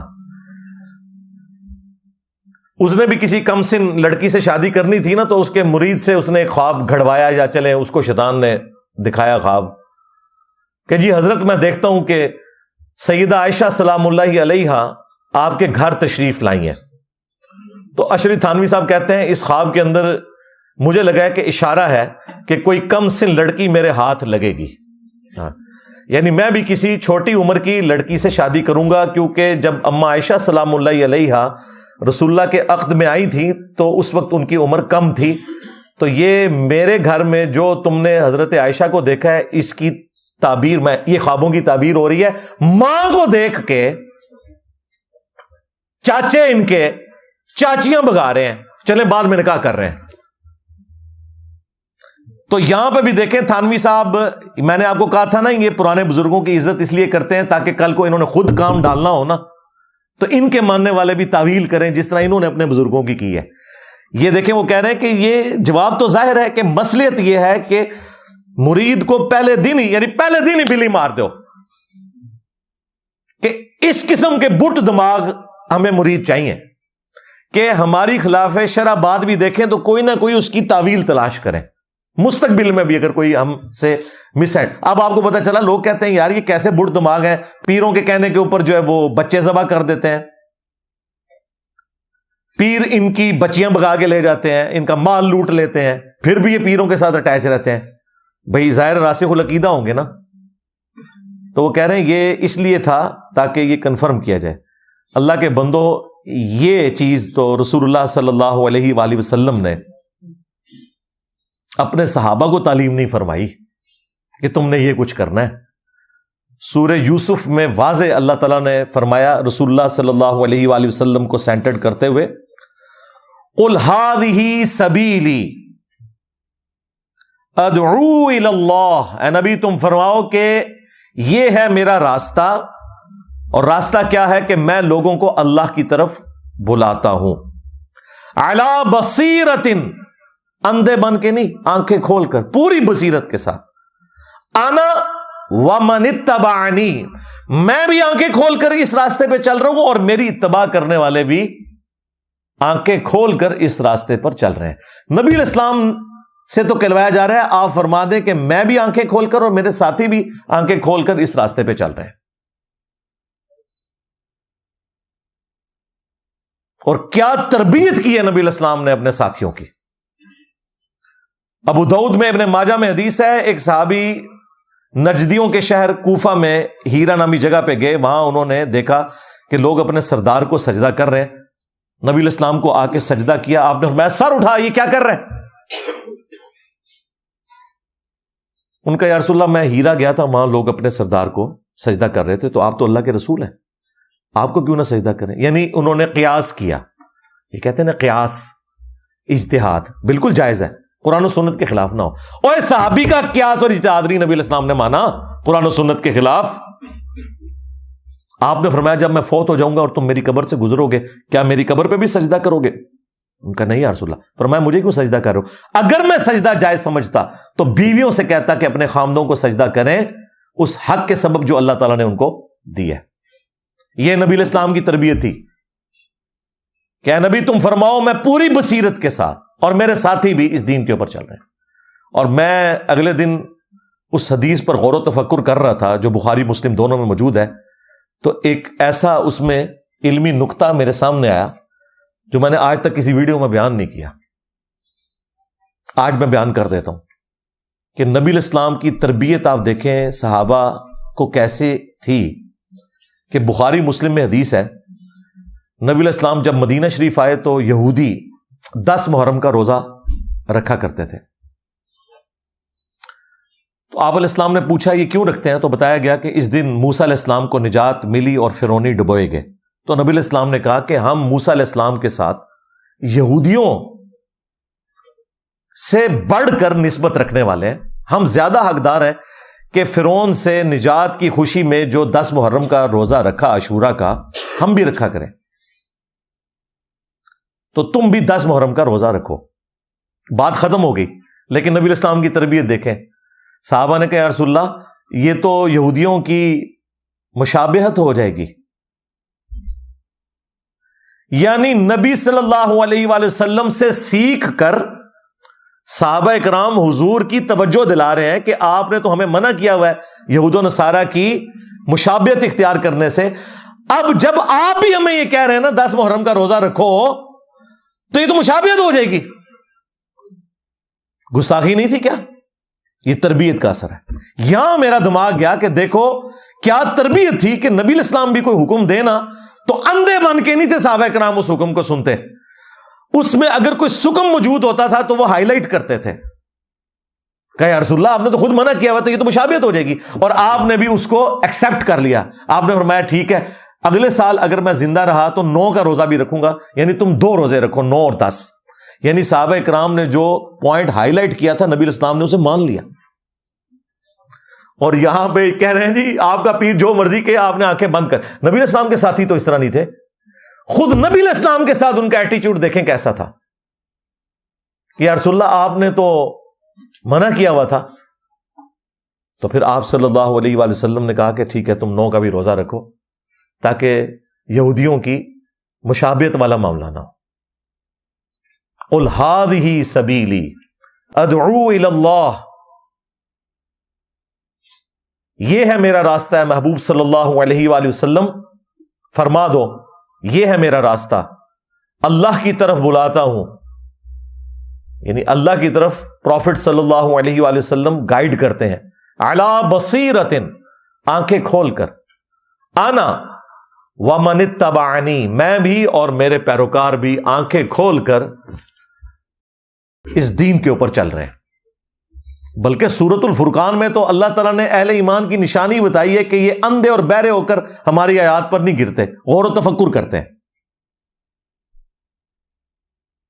اندھے اور بہرے ہو کر قرآن کی آیات کے اوپر گرنا یہ اہل ایمان کی نشانی نہیں ہے، حالانکہ وہ اللہ کی آیات ہیں. یعنی غور و تفکر کر رہا ہے کہ اس میں سے کیا رزلٹ نکل رہا ہے. اور یہ آپ کو یہ کہہ رہے ہیں کہ جی وہ مصلحت یہ تھی کہ تاکہ کنفرم ہو جائے کہ جو پیر ہے نا وہ آندہ بھی کوئی کام ڈالے تو آپ نے اس کی تعویل کرنی ہے. اور یہ دیکھیں پکے ہیں آج تک، آپ ان کو جو مرضی گند دکھائیں کوئی نہ کوئی یہ حل نکالتے ہیں. لیکن اللہ نے انہی لوگوں میں ہزاروں نہیں، اب تو میں کہہ سکتا ہوں لاکھوں لوگوں کو ہدایت دی ہے انہی میں سے ہی. آپ میں سے ریئل ٹائم مجھے بتائیں کتنے لوگ ہیں جو پہلے بریلوی اور دیوبندی تھے؟ ہاتھ کھڑا کریں. ہاں سارے ہی سن جڑے وابی سن وہ بھی کسی زمانے بریلوی دیوبندی رہے ہوئے ہیں. تو سب لوگوں نے ہدایت قبول کی ہے نا، انہی میں سے نکلے ہیں نا. یہ میں نے کوئی امپورٹ تو نہیں کیے باہر سے. تو انہی چیزوں کی وجہ سے ان کے دماغ کھلتے ہیں. اب آ جائیں اس طرف جو تھانوی رسول اللہ والا کلمہ، جو میں نے اکثر کئی ایک ویڈیوز کے اندر اس کو ایڈریس کیا ہے، اور کبھی کوئی جواب دیتے ہیں کبھی کوئی جواب دیتے ہیں، جواب کوئی بن نہیں رہا. سیدھی سی بات ہے. یہ الامداد رسالہ 1336 ہجری صفر، آج 1445 ہجری چل رہا ہے. یہ 1336 ہجری کا ہے. وہ جو ام عائشہ والا جو واقعہ تھا نا وہ 1335 ہجری کا تھا. یہ اس کے ایک سال بعد والا رسالہ ہے الامداد. اور الامداد رسالہ انہوں نے امداد اللہ مہاجر مکی جو ان کے پیر تھے، جو بریلویوں اور دیوبندیوں کے مشترکہ بزرگ ہیں، ان کی نسبت سے اس رسالے کا نام رکھا ہوا ہے الامداد. تو اس میں ان کو ایک مرید خط لکھتا ہے بڑا لمبا کہ جب سے آپ کے ساتھ اٹیچ ہوں حضور، تو دل کی کیفیت بدل گئی ہے. حضور حضور حضور کر رہا ہے وہ. اور حضور جو ہے نا وہ اشرف تھانوی صاحب کو کہہ رہا ہے. وہ ہمارے ایک کراچی کے مفتی صاحب نے نا اس واقعے کا دفاع کرنے کی کوشش کی، تو اس میں ان کا دیکھیں وہ تو حضور کہہ رہا ہے، حضور صلی اللہ علیہ وآلہ وسلم، صلی اللہ علیہ وآلہ وسلم کو نہیں لاتا. وہ پھر میں نے ہائی لائٹ کیا کہ بھائی یہ حضور ان کو نہیں کہہ رہا، وہ سٹارٹ ہی اس سے لے رہا ہے جب سے حضور کا بیعت ہوں، جب سے حضور کے ساتھ اٹیچ ہوں تو یہ میری کیفیات ہیں. تو یہاں اس واقعے میں حضور وہ کہہ رہا ہے اشرف تھانوی صاحب کو. تو کہتا ہے کہ وہ اپنی کیفیت لکھتے ہوئے، کچھ عرصہ کے بعد خواب میں دیکھتا ہوں کہ کلمہ شریف لا الہ الا اللہ محمد رسول اللہ پڑھتا ہوں، لیکن محمد رسول اللہ کی جگہ حضور کا نام لیتا ہوں. یعنی حضور کون؟ اشرف تھانوی صاحب. کون تھانوی صاحب؟ جنہوں نے چشتی رسول اللہ کا دفاع کیا تھا. تو ظاہر ہے پھر تھانوی رسول اللہ بھی آنا چاہیے نا. دیکھو نا ان کی بھی تو بیچ میں کوئی کنٹریبیوشن ہونی چاہیے نا. سلسلہ جنیدیہ تھا. جب عبد القادر جیلانی آئے اس سلسلے میں تو ان کا نام عبد القادر تھا، اس کو سلسلہ قادریہ بنا دیا. اب جنیدیہ کو لوگ بھول ہی گئے. اور جب باپا جانی آیا ہے انہوں نے قادری بھی ہٹا کے اتاری لگا دیا. ان کا بھی حق ہے. اگر عبد القادر جیلانی کا یہ حق ہے کہ قادری لگا دے جنیدی کو ہٹا کے، تو اتار الیاس قادری صاحب کا حق نہیں ہے کہ وہ قادری کو ہٹا کے اتاری لگا دے. اپنے ساتھ وہ لکھ رہے ہیں قادری، رضوی، ضیائی، وہ اپنے تینوں پیروں کی نسبت، لیکن مرید اتاری لکھ رہے ہیں. تو کہتے ہیں کہ محمد رسول اللہ کی جگہ حضور کا نام لیتا ہوں. اتنے میں دل کے اندر خیال پیدا ہوا کہ تجھے غلطی ہوئی ہے. یہ ابھی خواب میں ہے، ابھی جاگے گا بھی. ہاں، کیونکہ جو دیوبندیوں کے علماء ہیں وہ ابھی تک خواب میں ہی ہے، وہ نہیں جاگے، لیکن وہ جاگ گیا تھا. وہ جاگ کے بھی یہی کچھ پڑھ رہا تھا. تو دل میں خیال پیدا ہوا کہ کلمہ شریف کے پڑھنے میں مجھ سے غلطی ہوئی ہے. اس خیال سے دوبارہ کلمہ شریف پڑھتا ہوں.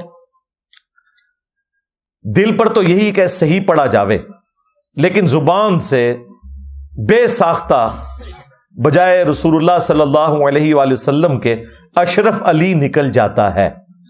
استغفر اللہ. حالانکہ مجھے اس بات کا علم ہے کہ اس طرح درست نہیں. اچھا وہ کہتے ہیں دیکھیں جی وہ مان رہا ہے.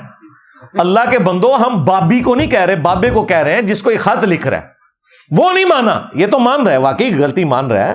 اور اس کے اوپر سے قلم بھی اٹھا ہوا ہے. اس وقت تک تو قلم اٹھا ہوا ہے اس سے، کیونکہ جامعہ ترمذی میں پوری سند کے ساتھ یہ حدیث موجود ہے، اور بلکہ صحیح بخاری کے اندر تعلیقاً امام بخاری بھی مولا علی علیہ السلام کا قول لے کر آئے ہیں کہ جب سیدنا عمر نے ایک مجنون پاگل شخص کے اوپر ہاتھ جاری کر دی تو مولا علی نے انہیں روکا اور کہا امیر المومنین، اللہ تعالیٰ نے 3 لوگوں سے قلم اٹھا لیا ہے، ایک سویا ہوا شخص جب تک کہ بیدار نہ ہو جائے، دوسرا نابالغ جب تک کہ بالغ نہ ہو جائے، اور تیسرا مجنون اور پاگل شخص۔ تو حضرت عمر نے اپنا ڈیسیژن واپس لے لیا، اور یہ حدیث مرفوع بھی ہے، مولا علی نے ہی روایت کی ہے نبی علیہ السلام سے، جامع ترمذی کے اندر بھی، سنن ابن ماجہ کے اندر بھی۔ تو اس کا سہارا لے لیتے ہیں، خواب اور مجنون، وہ کہتے ہیں یہ بھی مجنون ہی تھے نا، قلندر کہہ لیں، مجذوب کہہ لیں، وہ کہتے ہیں اللہ کی محبت میں ان کی دماغ کی لو چٹک گئی ہوتی ہے، وہ سنا نا مفتی صاحب نے کہا چٹک گئی، تو پاگل کیا کرو نا، انہوں بزرگ بنا کے کیوں پیش کرتے ہو؟ نہیں، اللہ کی محبت میں، اللہ کی محبت کی تو بات نہیں ہو رہی ہے، تو رسول اللہ کے ساتھ گستاخی کر رہے ہیں۔ اور تم نے ہمیں سکھایا تھا، میں بھی 31 سال تک بریلوی رہا ہوں، کہ با خدا دیوانہ باش، با محمد ہوشیار، دیوانگی صرف اللہ کے لیے چلے گی، رسول اللہ کے لیے دیوانگی نہیں ہوگی۔ یہ تو رسول اللہ کی شان میں گستاخیاں ہو رہی ہیں، یہاں پہ وہ دیوانگی نہیں چلے گی۔ تو ان کے پاس یہی ایک سہارا تھا، ایک بخاری کی حدیث یہ اٹھا کے تعلیقاً کے جی وہ 3 لوگوں سے قلم اٹھا ہوا ہے، قلم اٹھا ہوا ہے، چھوڑ دو۔ اور بھائی اس سے تو قلم اٹھ گیا، اس کے پیر کو تو حیا ہونی چاہیے تھی، جب اسے لکھا گیا تو وہ اسے توبہ کرواتا کہ تو خواب میں بھی پڑھ رہا ہے اور بیداری میں، اس سے نہیں اس نے پڑھا ہے۔ یہ ایک ان کے پاس لیم ایکسکیوز ہے، 3 لوگوں سے قلم اٹھا ہوا۔ دوسرا ان کے پاس مسلم شریف کی وہ حدیث ہے، تو میرا بندہ میں تیرا رب، وہ جو ایک بندے کی زبان لڑکھڑا گئی، وہ بھی مثال کے طور پہ نبی علیہ السلام نے بیان کیا ایک توبہ قبول کرنے والے کی، اور اس میں الفاظ ہیں من شدت الفرح، خوشی کی شدت کی وجہ سے اس شخص کی زبان لڑکھڑا گئی۔ یہ نہیں کہ اس نے پڑھوایا خود تھانوی رسول اللہ یا چشتی رسول اللہ یا صادق رسول اللہ یا کوئی اور رسول اللہ، نعوذ باللہ من ذالک۔ اور وہ ایک واقعہ تھا اور اس میں موجود تھا کہ خوشی کی شدت کی وجہ سے کہنا وہ چاہ رہا تھا، یہ نکل گیا۔ یہ نہیں ہے کہ اس کا دفاع ہوتا رہا اور یہ ہوتا رہا، کوئی لینا دینا نہیں، میں کافی دفعہ اس کو بریف کر چکا ہوں۔ اور تیسرا ان کے پاس دفاع تھا جی کتابیں تبدیل ہو گئی ہیں، وہ تو میں نے ختم کر دیا، کتابیں کوئی نہیں جی بدلیاں۔ احمد بریلوی سے بھی ثابت ہو گیا، پیر میر علی شاہ صاحب سے بھی ثابت ہو گیا، اشرف تھانوی صاحب سے بھی ثابت ہو گیا۔ ان لوگوں کے قلم کی سیاہی تو ابھی خشک بھی نہیں ہوئی ہے، اب کہاں بھاگو گے؟ پرانوں کو تو کہہ لو گے کتابیں بدل گئیں، اس کا مطلب ہے ان کے زمانے تک بھی کتابیں نہیں بدلی ہوئی تھیں۔ ان بزرگوں نے اگر اپنے زمانے میں 8 سے 100 سال پہلے دفاع کیا ہے تو ان کے زمانے کی کتابوں میں موجود تھا، ان کے دماغ میں کیوں نہیں آیا کتابیں بدل گئی ہیں؟ دیکھو کتنے گیا میرا دماغ۔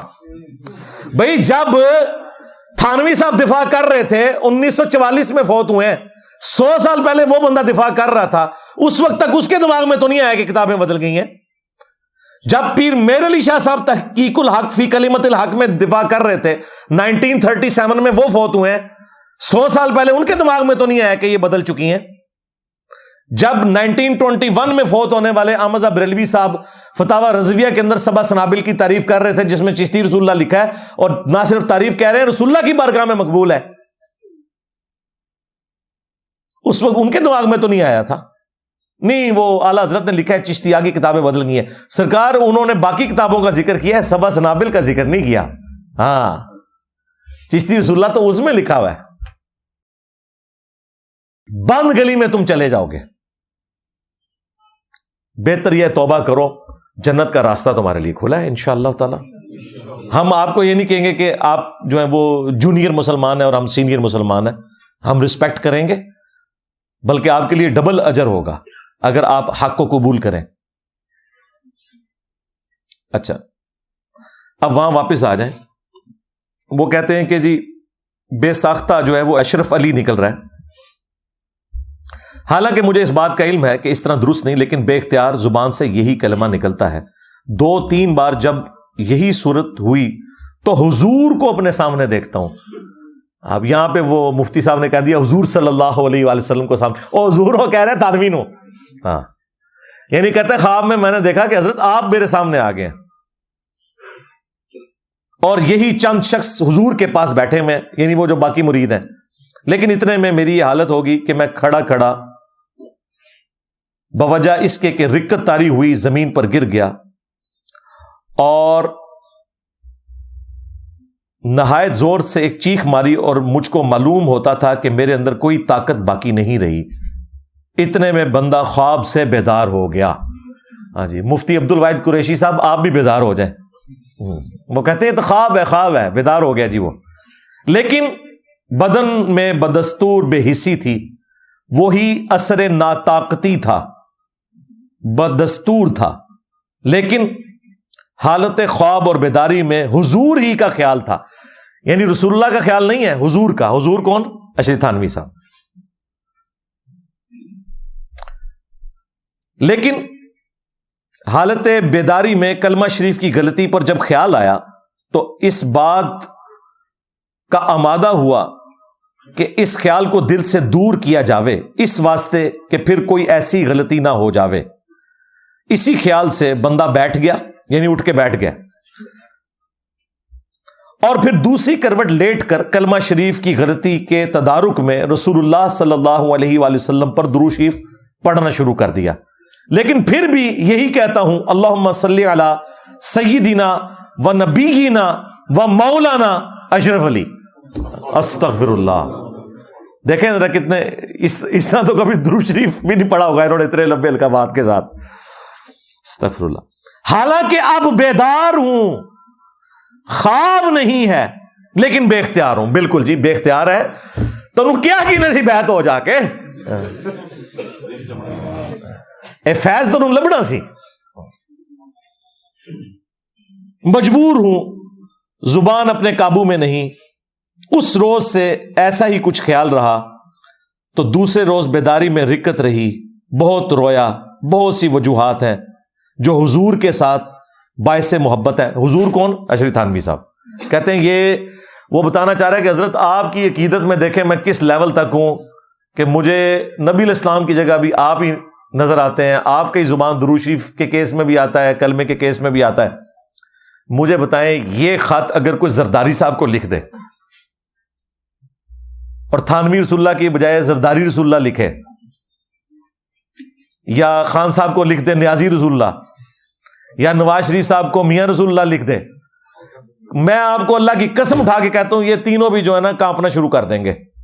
وہ کہیں گے خدا دا نائی مروان لگا سانو.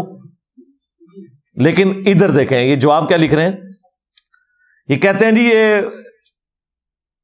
تھانوی صاحب کے مرید کو برا کہتا ہے, اس بیچارے کا تو اختیار نہیں تھا. ہم یہ نہیں کہہ رہے کہ بابی برا تھا, ہم بابے کو کہہ رہے ہیں کہ تمہیں کوئی خط لکھے تو تم کہو کہ یار تو آپ ہی جنم ہی جائے گا, منو ہی لے کے جائے گا, شیطان دے ہتھے چڑھ گئے. یہی کہیں گے نا. جواب, اس واقعہ میں تسلی تھی. یہ انہوں نے ایمانداری کیا, انہوں نے خواب نہیں لکھا, انہوں نے مان لیا کہ یہ واقعہ تھا جو خواب میں بھی تھا, بیداری میں بھی تھا. اس واقعہ میں تسلی تھی کہ جس کی طرف تم رجوع کرتے ہو, یعنی میں پیر ہوں تمہارا, میری طرف تم رجوع لاتے ہو, وہ بعون ہی تعالی, اللہ کی مدد سے وہ آپ کا پیر متبع سنت ہے. بس ایک لائن میں جواب لکھا ہے. سوال ہویا 2 صفحے دا, اس کی بجائے لکھتے ہیں کہ بھائی لا حول ولا قوت الا باللہ کی تسبیح روزانہ پڑھ, اعوذ باللہ من الشیطان الرجیم پڑھ, تاکہ اللہ تعالیٰ تجھے اس سارے معاملے سے باہر نکالے. تو ہمارے استاد غامدی صاحب بھی جو ہے نا وہ انہوں نے بھی خام خواہ جو ہے نا اس کا دفاع اس اعتبار سے کیا کہ بھی تصوف میں یہ ذرا معاملات اور ہوتے ہیں اور اس طرح بزرگوں پہ گرفت نہیں کی, کون سی دین کی خدمت ہو رہی ہے.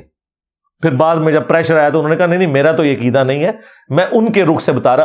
ان کے رخ سے 2 گھنٹے ضائع کرنا اپنی زندگی کے یہ بتانے کے لیے کہ وہ یہ گند کیوں کھاتے تھے, یہ تو اسی طریقے سے ہے کہ کوئی بیٹھ کے گند کھائے, آپ 2 گھنٹے میں لیکچر ریکارڈ کرائیں, نہیں آپ کو پتہ نہیں ہے جب اس کی پہلی چمچ جاتی ہے تو یہ ٹیسٹ آتا ہے, تو دوسری چمچ جاتی ہے تو یہ ٹیسٹ. اتنا فالتو ٹائم ہے تھوڑے کول یار, خدا دا نا جے اللہ کو ڈر جاؤ. اور پھر اس دن سے دیوبندی بڑے خوش ہیں. دیکھیں جی انجینئر صاحب جو ہے نا وہ ہمارے بزرگ, دیکھیں یہ غامدی صاحب ہی تو ہے نا, تو وہ اسی کے لیے غامدی صاحب کر رہے تھے. انہوں نے دنیا میں اپنا اجر لے لیا. میں نے تو دنیا میں کسی سے کوئی اجر نہیں لینا, آخرت میں اجر انشاءاللہ تعالی, انشاءاللہ تعالی. تو یہ جناب واقعہ مکمل ہوا. میں نے اکثر اوقات اس کو بیان کیا. اینڈ پہ میں دیوبندی پبلک کو ہوشیار کرنے کے لیے باقی مسلمانوں کو بھی, خواہ وہ بریلوی ہوں, اہل حدیث ہوں, شیعہ ہوں, دیوبندی ہوں, سب کے لیے چند ایک آیات اور حق چار یار کی نسبت سے 4 مثالیں میں پیش کروں گا صحابہ اکرام کی زندگی سے کہ ان کا ایٹیچیوڈ کیا تھا، کہ کیا وہ بھی اسی طریقے سے اندھے بن کر کسی کے پیچھے چلتے تھے یا واقعی وہ دیکھتے تھے کہ قرآن و سنت کیا کہتا ہے۔ لیکن تفصیل میں جانے سے پہلے ایک دفعہ درود شریف پڑھ لیں۔ اللہم صلی علی محمد وعلی آل محمد واصحاب محمد وازواج محمد وامت محمد اجمعین الی یوم الدین۔ میرے بھائیو، قرآن حکیم میں اللہ تبارک و تعالی نے یہود و نصارہ کی خرابیوں کا ذکر کرتے ہوئے ایک خرابی کا ذکر کیا۔ سورہ التوبہ کی آیت نمبر 31، اتخذوا احبارہم ورہبانہم اربابا من دون اللہ۔ یہود و نصارہ نے اپنے احبار کو یعنی علماء کو اور رہبان یعنی صوفیاء کو، جوگیوں کو رب مان لیا ہوا تھا اللہ کے مقابلے پر۔ اب یہ جو ایٹیچیوڈ ہے اس کی ایکسپلینیشن خود نبی صلی اللہ علیہ وآلہ وسلم نے کی۔ عدی ابن حاتم جو مشہور فیاض عرب کے تھے، حاتم تائی، وہ کرسچن تھے اور ظاہر اہل فطرت میں وہ، ان کا بیٹا جو ہے وہ مسلمان ہوا، صحابی عدی ابن حاتم۔ وہ کہتے ہیں کہ میرے گلے میں سلیب لٹکی ہوئی تھی، اسی حالت میں میں نے اسلام قبول کیا اور میں نے رسول اللہ صلی اللہ علیہ وآلہ وسلم سے عرض کی کہ اے اللہ کے رسول صلی اللہ علیہ وآلہ وسلم، قرآن میں ایک آیت ایسی ہے جو مجھے کھٹکتی ہے، اور وہ آیت یہ ہے کہ یہود و نصارہ نے اپنے علماء کو اور اپنے صوفیوں بزرگوں کو رب مان لیا تھا اللہ کے مقابلے پر۔ تو یا رسول اللہ، ہم تو اپنے علماء اور بزرگوں کی پرستش تو نہیں کرتے تھے، تو قرآن میں ہمیں اس اعتبار سے کیوں کہا گیا؟ تو جواب ذرا سنیں۔ نبی صلی اللہ علیہ وآلہ وسلم نے فرمایا، یہ حدیث جامعہ ترمذی کے اندر موجود ہے اور سلسلہ احادیث صحیحہ میں شیخ البانی لے کر آئے اس حدیث کو۔ آپ صلی اللہ علیہ وآلہ وسلم نے فرمایا کہ اے عدی ابن حاتم، کیا جب تمہارے علماء اور یہ رہبان تمہیں کوئی بات بتاتے تھے تو تم بغیر دلیل کے، یعنی بغیر یہ دیکھے ہوئے کہ اللہ تعالیٰ کی وحی میں کیا ہے، ان کی حلال کردہ چیزوں کو حلال اور حرام کردہ چیزوں کو حرام نہیں مان لیتے تھے؟ ان کا یا رسول اللہ ایسا ہی تھا۔ فرمایا یہی تو ان کو رب بنانا ہے، کیونکہ شریعت کا کسٹوڈین اللہ ہے اور اس کے بہاف کے اوپر پروفٹ ہے، باقی تو سب فالوور ہیں۔ یعنی نبی الاسلام دوسرے الفاظ میں یہ کہہ رہے تھے، عدی ابن حاتم تم نے کر لینا تھا غور کہ کتابوں کا دین اور ہے، بابوں کا دین اور۔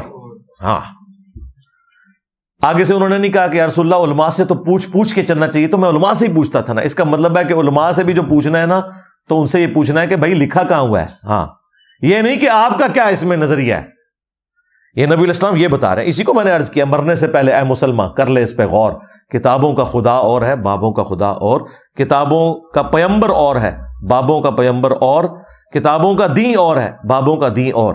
اگرچہ بابے بھی اسی خدا رسول اور دین کے ماننے والے تھے، لیکن انہوں نے تعلیمات جو پیش کی وہ اپنے بزرگوں کی پیش کی، گویا کہ پھر وہ اس خدا رسول کے ماننے والے نہ تھے، زبان حال سے، یعنی ایک شستہ اردو میں محاورتاً یہ بات کرتا ہوں۔ اور نبی الاسلام نے بھی یہی کیا نا، ڈائریکٹ تو وہ عبادت کوئی نہیں کر رہے تھے، لیکن نبی الاسلام نے کہا یہی ان کو رب بنانا ہے کہ ان کی بات کو بغیر تحقیق کے مان لو۔ تو بھائی جب ہم کہتے ہیں کہ تمہارے بزرگوں کا خدا اور ہے، تو یہ ان کو رب ماننا ہے، بزرگوں کو۔ تمہارے بزرگوں نے اپنے بزرگوں کو رب مانا ہوا تھا، یہ نبی الاسلام نے ڈیفینیشن کی ہوئی ہے کہ کتابوں کا خدا اور ہے، بابوں کا خدا اور۔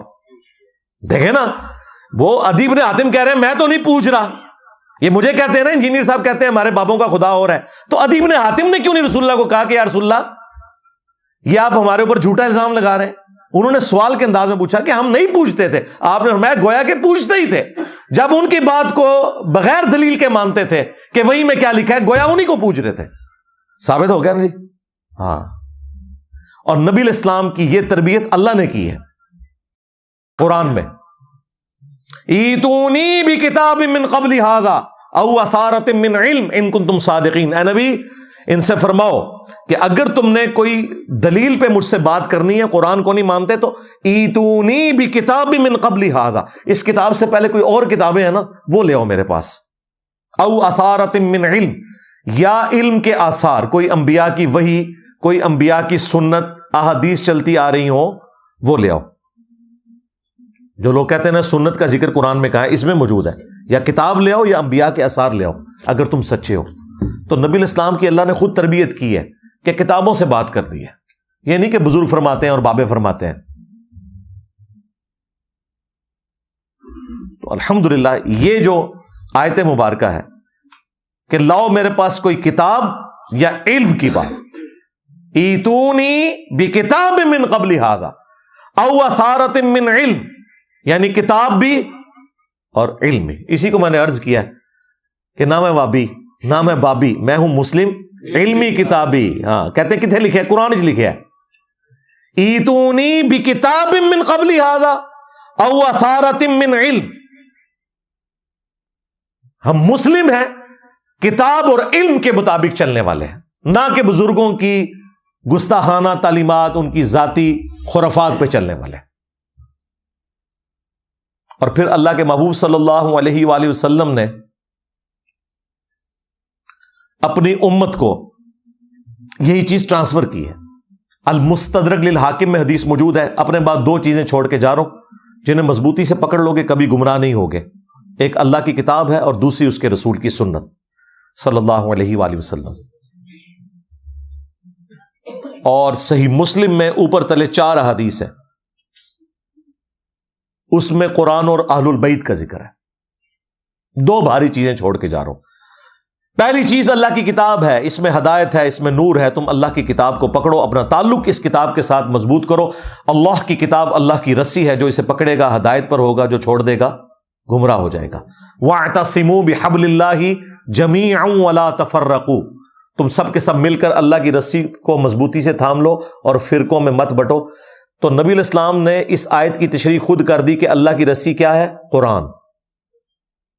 اور دوسری بھاری چیز میرے اہل البیت ہیں، میں اپنے اہل البیت کے معاملے میں تمہیں اللہ کا خوف دلاتا ہوں۔ اور یہ جملہ آپ نے 3 دفعہ ریپیٹ کیا کہ میں اپنے اہل البیت کے معاملے میں تمہیں اللہ کا خوف دلاتا ہوں، مراد یہ کہ میرے بعد ان کے ساتھ حسن سلوک کرنا۔ امت بالکل الٹ چلی، نہ قرآن کو پکڑا اور نہ اہل البیت کو زندہ چھوڑا، بالکل الٹ چلی۔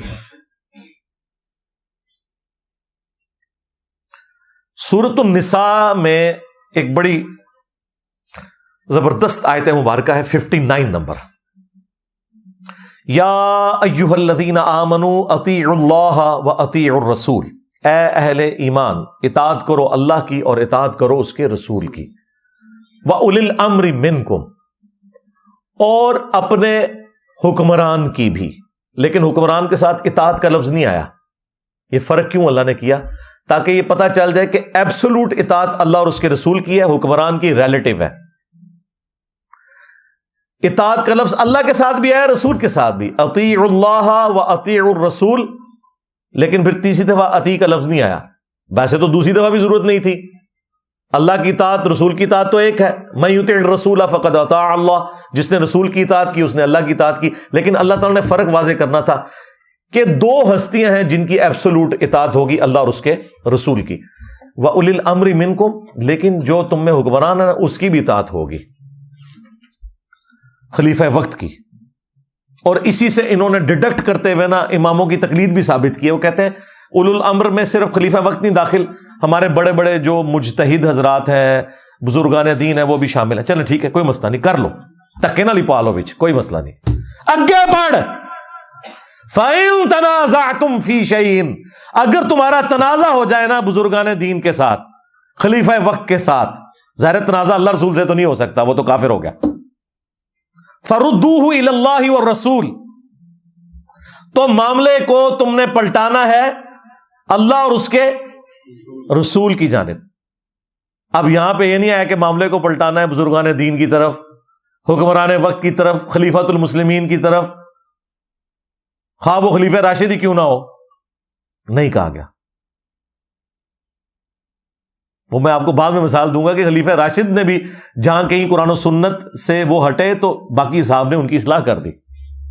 اگرچہ خلیفہ راشد کے لیے تھا علیکم بسنتی و سنت الخلفاء راشدین المہدیین، لیکن اس کا مطلب کسی صحابی نے یہ نہیں لیا کہ خلیفہ راشد اگر قرآن و سنت کے خلاف کوئی فیصلہ کرے، بدنیتی کے اوپر نہیں، انجانے میں، تو ہم نے اس کے پیچھے چلنا ہے. نہیں، اس کی بھی اصلاح کرنی ہے. فَإِن تَنَازَعْتُمْ فِي شَيْءٍ، اگر تنازع ہو جائے تمہارا کسی معاملے میں تو معاملے کو پلٹانا ہے اللہ اور اس کے رسول کی طرف. إِن كُنتُمْ تُؤْمِنُونَ بِاللَّهِ، اگر تم اللہ پر ایمان لاتے ہو، وَالْيَوْمِ الْآخِرِ، اور آخرت کے دن کے اوپر ایمان لاتے ہو،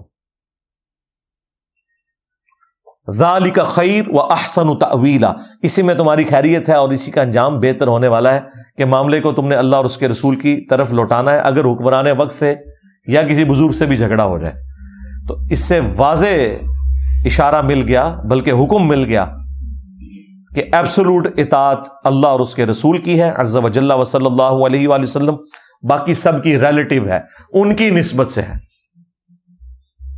اب میں آپ کو پریکٹیکلی اس کی حق چار یار کی نسبت سے 4 مثالیں دوں گا اور اسی پہ اپنی گفتگو کو کنکلوڈ کروں گا.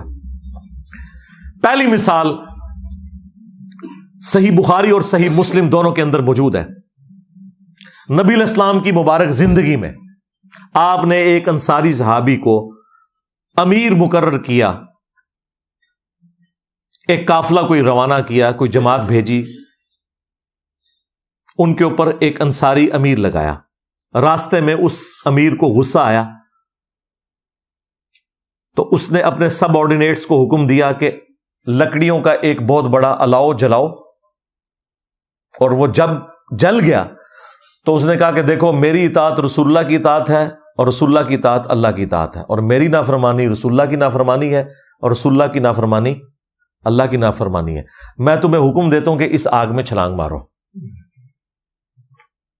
اب وہ کوئی حنفی شافی مالکی حنبلی تو نہیں تھا، حالانکہ مجھے بتائیں یہ بڑے بڑے امام کیا اس انصاری صحابی کے برابر ہو سکتے ہیں جسے رسول اللہ نے امیر بنایا ہو؟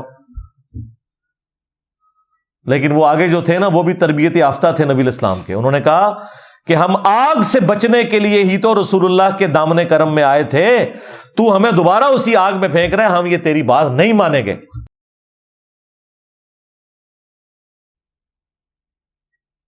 واپسی پہ یہ جھگڑا رسول اللہ کی خدمت میں جب پیش کیا گیا تو آپ صلی اللہ علیہ وآلہ وسلم نے فرمایا اگر تم اس کی بات مان لیتے میرے امیر کی بھی، حالانکہ انہوں نے جو امام کھڑے کیے نا وہ رسول اللہ کے کھڑے کردہ امام نہیں ہیں، ہم ان کے احترام کرتے ہیں، لیکن ان کی طرف جو چیزیں غلط منسوب ہیں انہیں ہم غلط کہیں گے. جس طرح ہم حضرت عیسیٰ ابن مریم کا تو احترام کرتے ہیں، لیکن عیسیٰ ابن مریم کی طرف جو غلط عقیدے منسوب کر دیے کرسچنز نے وہ ہم ماننے کے لیے تیار نہیں ہیں. آپ نے فرمایا اگر تم اس کی اطاعت کرتے اور اس آگ میں چھلانگ لگاتے تو جہنم کی آگ میں جا کے نکلتے سیدھے.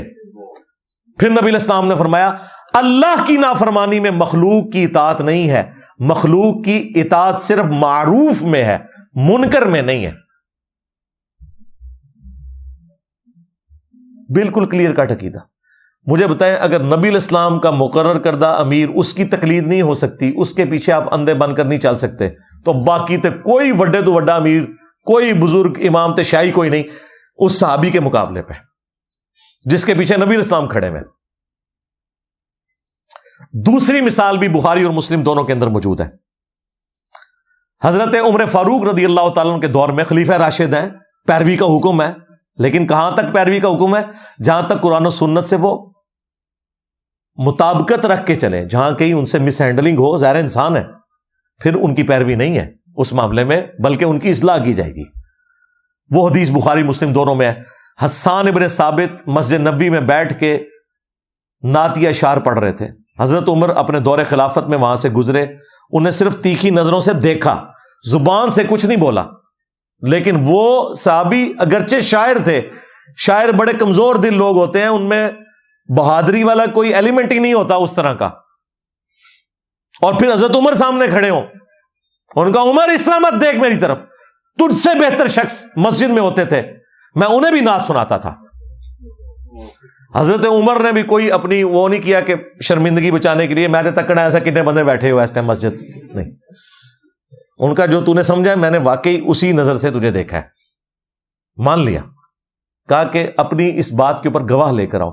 حضرت ابو ہریرہ پاس بیٹھے تھے، حضرت حسان نے ان کی طرف اشارہ کیا تو انہوں نے پھر گواہی دی، اے امیر المومنین میں گواہی دیتا ہوں کہ نہ صرف نبی علیہ السلام نے نعتیہ اشعار سنے ان سے، بلکہ ان کے لیے دعا کی کہ اے اللہ روح قدس کے ذریعے حسان کی مدد فرما جس طرح تو نے عیسیٰ ابن مریم کی مدد کی تھی، وَأَيَّدْنَاهُ بِرُوحِ الْقُدُسِ۔ بلکہ مسلم میں تو الفاظ ہیں حسان ہمارے تیر اور تلواریں اتنا زخم نہیں دیتے ان کافروں کو جو تیرے اشعار دیتے ہیں، کیونکہ عرب کے لوگ اپنی زبان کے اوپر بڑا ناز کرتے تھے نا، تو وہ پھر اشعار وہ کام کرتے تھے۔ دیکھیں نا ہمارا ایک شعر سب کو لے ڈوبا نہیں ہے، میرے نبی سا ہے ہی کوئی نہیں، تیرے بابے تھے شاہ ہی کوئی نہیں۔ آپ دیکھیں نا اس کے اندر کتنی جان ہے۔ ہاں، انا النبی لا کذب انا ابن عبد المطلب، میں نبی ہوں اس میں کوئی شک نہیں، میں عبد المطلب کا بیٹا ہوں اس میں کوئی شک نہیں۔ یہ رجز پڑا تھا نبی علیہ السلام نے غزوہ حنین میں، تو اس میں جو جان ہے تو یہ اشعار کے اندر جان ہے۔ تو حضرت عمر فاروق رضی اللہ تعالیٰ عنہ نے جب یہ بات سنی وہاں سے چلے گئے۔ اس واقعے سے کتنے مدنی پھول نکلے۔ نمبر 1، کوئی بڑے سے بڑا انسان ہو، امام ہو، بزرگ ہو، صحابی ہو، خلیفہ راشد ہی کیوں نہ ہو، سیدنا عمر، ان کے ساتھ بھی ایسا ہو سکتا ہے کہ ان سے کوئی بات چھپی رہ جائے، کوئی حدیث ان تک نہ پہنچی ہو۔ تو تواڈے امام تے شاہی کوئی نہیں، کہتے نہیں اماموں کو نہیں تھا پتا، بزرگوں کو نہیں پتا، اور حضرت عمر کو حدیث کا نہیں پتا تھا، تو کیا حضرت عمر کا مرتبہ گر گیا؟ نہیں، یہ ہو سکتا ہے۔ نمبر 2، حضرت عمر نے یہ درس دیا کہ قرآن و سنت سے جو بھی دلیل پیش کرے پھر تم نے اپنی بزرگی کو نہیں دیکھنا، اگرچہ وہ خلیفہ راشد تھے، ان کی پیروی کا حکم تھا، لیکن اس وقت تک حکم تھا جب تک قرآن و سنت کے خلاف کوئی بات نہ ہو۔ حضرت عمر بیک فٹ پہ چلے گئے۔ نمبر 3، حضرت ابو ہریرہ کی گواہی کو انہوں نے قبول کیا، یعنی حضرت ابو ہریرہ حضرت عمر کے نزدیک ثقہ اور صدوق تھے۔ بعض غالی شیعہ کی طرف سے، رافضیوں کی طرف سے یہ اعتراض کیا گیا کہ ان کا کنفلکٹ تھا، وہ کنفلکٹ تھا، وہ معاملہ کوئی اور تھا، لیکن روایت حدیث میں حضرت عمر حضرت ابو ہریرہ کو ثقہ اور صدوق مانتے تھے، ان کی حدیثیں قبول کرتے تھے۔ اور چوتھا رزلٹ یہ نکلا کہ حسان ابن ثابت شاعر ہونے کے باوجود انہوں نے یہ پرواہ نہیں کی کہ میرے سامنے کون بندہ کھڑا ہے، قرآن و سنت کی روشنی میں انہوں نے ان سے اختلاف کرنے کی جرت کی۔ یہ بھی رزلٹ نکلا۔ 2 مثالیں ہو گئی، تیسری مثال سنیں۔ صحیح بخاری میں حدیث ہے، ایک صحابی کہتے ہیں کہ جنگ جمل کے دنوں میں مجھے ایک حدیث نے بڑا نفع پہنچایا کہ میں نے رسول اللہ صلی اللہ علیہ وآلہ وسلم سے یہ سنا تھا کہ جو قوم اپنی حکومت یا عمارت کسی عورت کے سپرد کر دے وہ کبھی فلاح نہیں پائے گی۔ جب کسرا کے لوگوں نے ایک عورت کو حاکم بنایا تھا تو نبی علیہ السلام نے اس پہ یہ ورڈکٹ دی تھی۔ میں نے ارادہ کیا کہ میں حضرت علی کے خلاف حضرت عائشہ کا ساتھ دوں، لیکن میں پھر حضرت عائشہ کی سپورٹ سے پیچھے ہٹ گیا کیونکہ نبی علیہ السلام کی حدیث مجھے یاد آ گئی کہ جب عورت کے حوالے حکومت ہو جائے تو وہ قوم فلاح نہیں پا سکتی۔ میں نے یہ رزلٹ نکال لیا کہ حضرت عائشہ اور ان کے ساتھی فلاح نہیں پائیں گے حضرت علی کے مقابلے پہ، تو میں پیچھے ہٹ گیا۔ اندازہ کریں صحابہ کرام کا یہ عقیدہ تھا کہ جسے فٹ اسے گفٹ، اگرچہ یہ حدیث ایک آتش پرست عورت سے متعلق تھی، اور اس صحابی نے لگائی کس جگہ پہ؟ اما عائشہ کے اوپر سلام اللہ علیہا، لیکن بے احترامی نہیں کی۔ اس زمانے میں یہ نہیں ہوتا تھا اے بتاں لی آیتاں نے، اے کافراں لی آیتاں نے، اے وہابیاں لی آیتاں نے، اے سنیاں لی آیتاں نے، نہ، جو بھی جرم کرے گا وہ اس کیٹیگری میں فال کرے گا، وہ فٹ کر دیتے تھے۔ وہ کہتے تھے عمارت جو ہے نا وہ عورت کے سپرد نہیں ہونی چاہیے۔ بلکہ بخاری میں تو یہاں تک آیا کہ عمار ابن یاسر نے کوفے کے ممبر کے اوپر خطبہ دیا، اے لوگو سیدہ عائشہ بصرہ کے لیے روانہ ہو چکی ہیں، وہ دنیا اور آخرت میں تمہارے نبی کی بیوی ہیں، یعنی مرتبہ نہیں کوئی کم کر سکتا۔ ہاں، ہم شیعان علی ہیں، عمار ابن یاسر والے۔ اما عائشہ دنیا اور آخرت میں ہماری ماں ہے، رسول اللہ کی بیوی ہیں، یہ مرتبہ ان سے کوئی نہیں چھین سکتا۔ لیکن ساتھ ہی عمار ابن یاسر نے کہا لیکن اللہ تمہیں آزمائے گا کہ تم اللہ کی اطاعت کرتے ہو یا عائشہ کی اطاعت کرتے ہو، کیونکہ حضرت علی کی اطاعت اللہ کی اطاعت ہے۔ کیوں؟ اطیعوا اللہ و اطیعوا الرسول و اولی الامر منکم، حاکم وقت ہے، مرتبہ بھی کم ہونے نہیں دیا۔ اور کتنا گاڑا فتویٰ، اللہ تمہیں آزمائے گا کہ تم اللہ کی اطاعت کرتے ہو یا عائشہ کی اطاعت کرتے ہو، بہت گاڑا فتویٰ ہے۔ لیکن صحابہ کرام کے زمانے میں اس طرح کی چیزوں کو گستاخی شمار نہیں کیا جاتا تھا، یہ علمی ڈسکشن کے طور پہ ہوتی تھی چیزیں۔ آج چونکہ سنی شیعہ کنفلکٹ ہے، لوگوں کو فوراً فکر پڑ جاتی ہے یہ ہو گیا وہ ہو گیا۔ 3 مثالیں ہو گئی، چوتھی مثال سنیں۔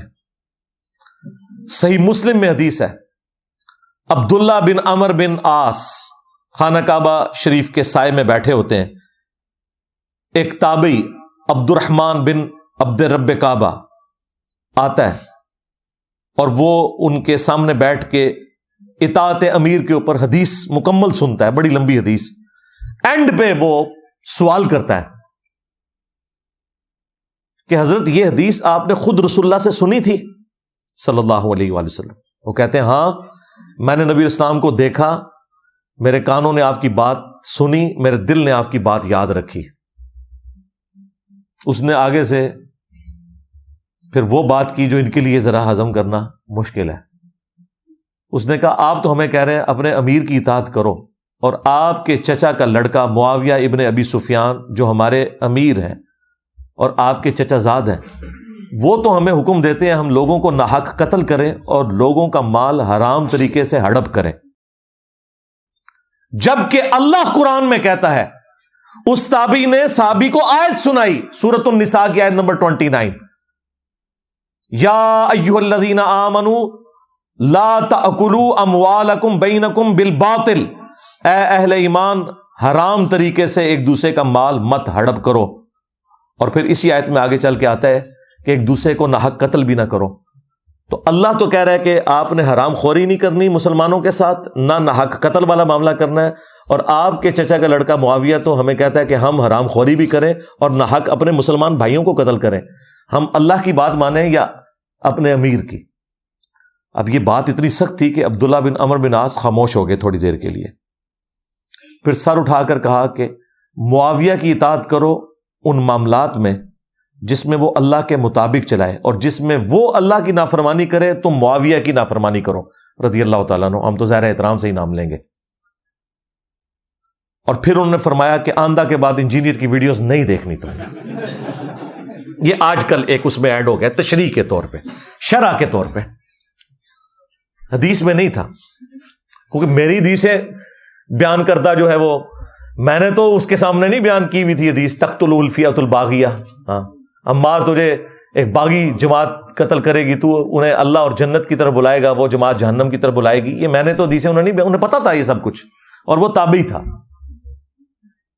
اور دیکھیں اس صحابی نے یہ بھی نہیں کہا کہ بھئی تم کسی صحابی کے اوپر اعتراض نہیں کر سکتے، تم تو جونیئر مسلمان ہو، تم تو تابعی ہو۔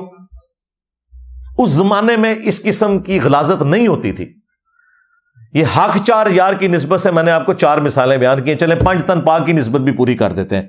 5ویں مثال سن لیں، جامعہ ترمذی میں موجود ہے۔ ایک شامی شخص آتا ہے اہل شام میں سے، اور عبداللہ بن عمر سے کہتا ہے کہ کیا حج تمتع کرنا جائز ہے؟ انہوں نے کہا جائز کیا ہے، سنت ہے۔ سنت اس اعتبار سے کہ نبی الاسلام نے اگرچہ حج قران کیا تھا، لیکن حج قران میں بھی ایک ہی سفر میں حج اور عمرہ جمع ہو جاتا ہے، اس اعتبار سے آپ تمتع کرتے ہیں، نفع اٹھا رہے ہوتے ہیں۔ ان کا سنت ہے، نبی الاسلام نے ہمیں حکم دیا تھا۔ تو انہوں نے کہا کہ آپ کے والد تو منع کرتے تھے حج تمتع کرنے سے، اور وہ واقعی صحیح مسلم میں موجود ہے، اور صحابہ کرام بڑے سخت ناراض تھے حضرت عمر سے۔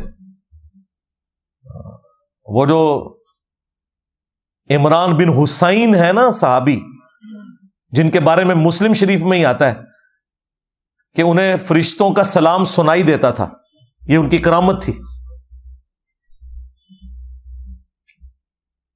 اسی حدیث میں، وہ کٹھی حدیث ہے، اسی میں وہ کہتے ہیں کہ میں نے جب داغ لگوایا نا تو پھر مجھے سلام کی آواز آنا بند ہو گئی، پھر میں نے دوبارہ سے جب یہ معاملہ چھوڑا تو پھر مجھے سلام کی آواز آنا شروع ہو گئی.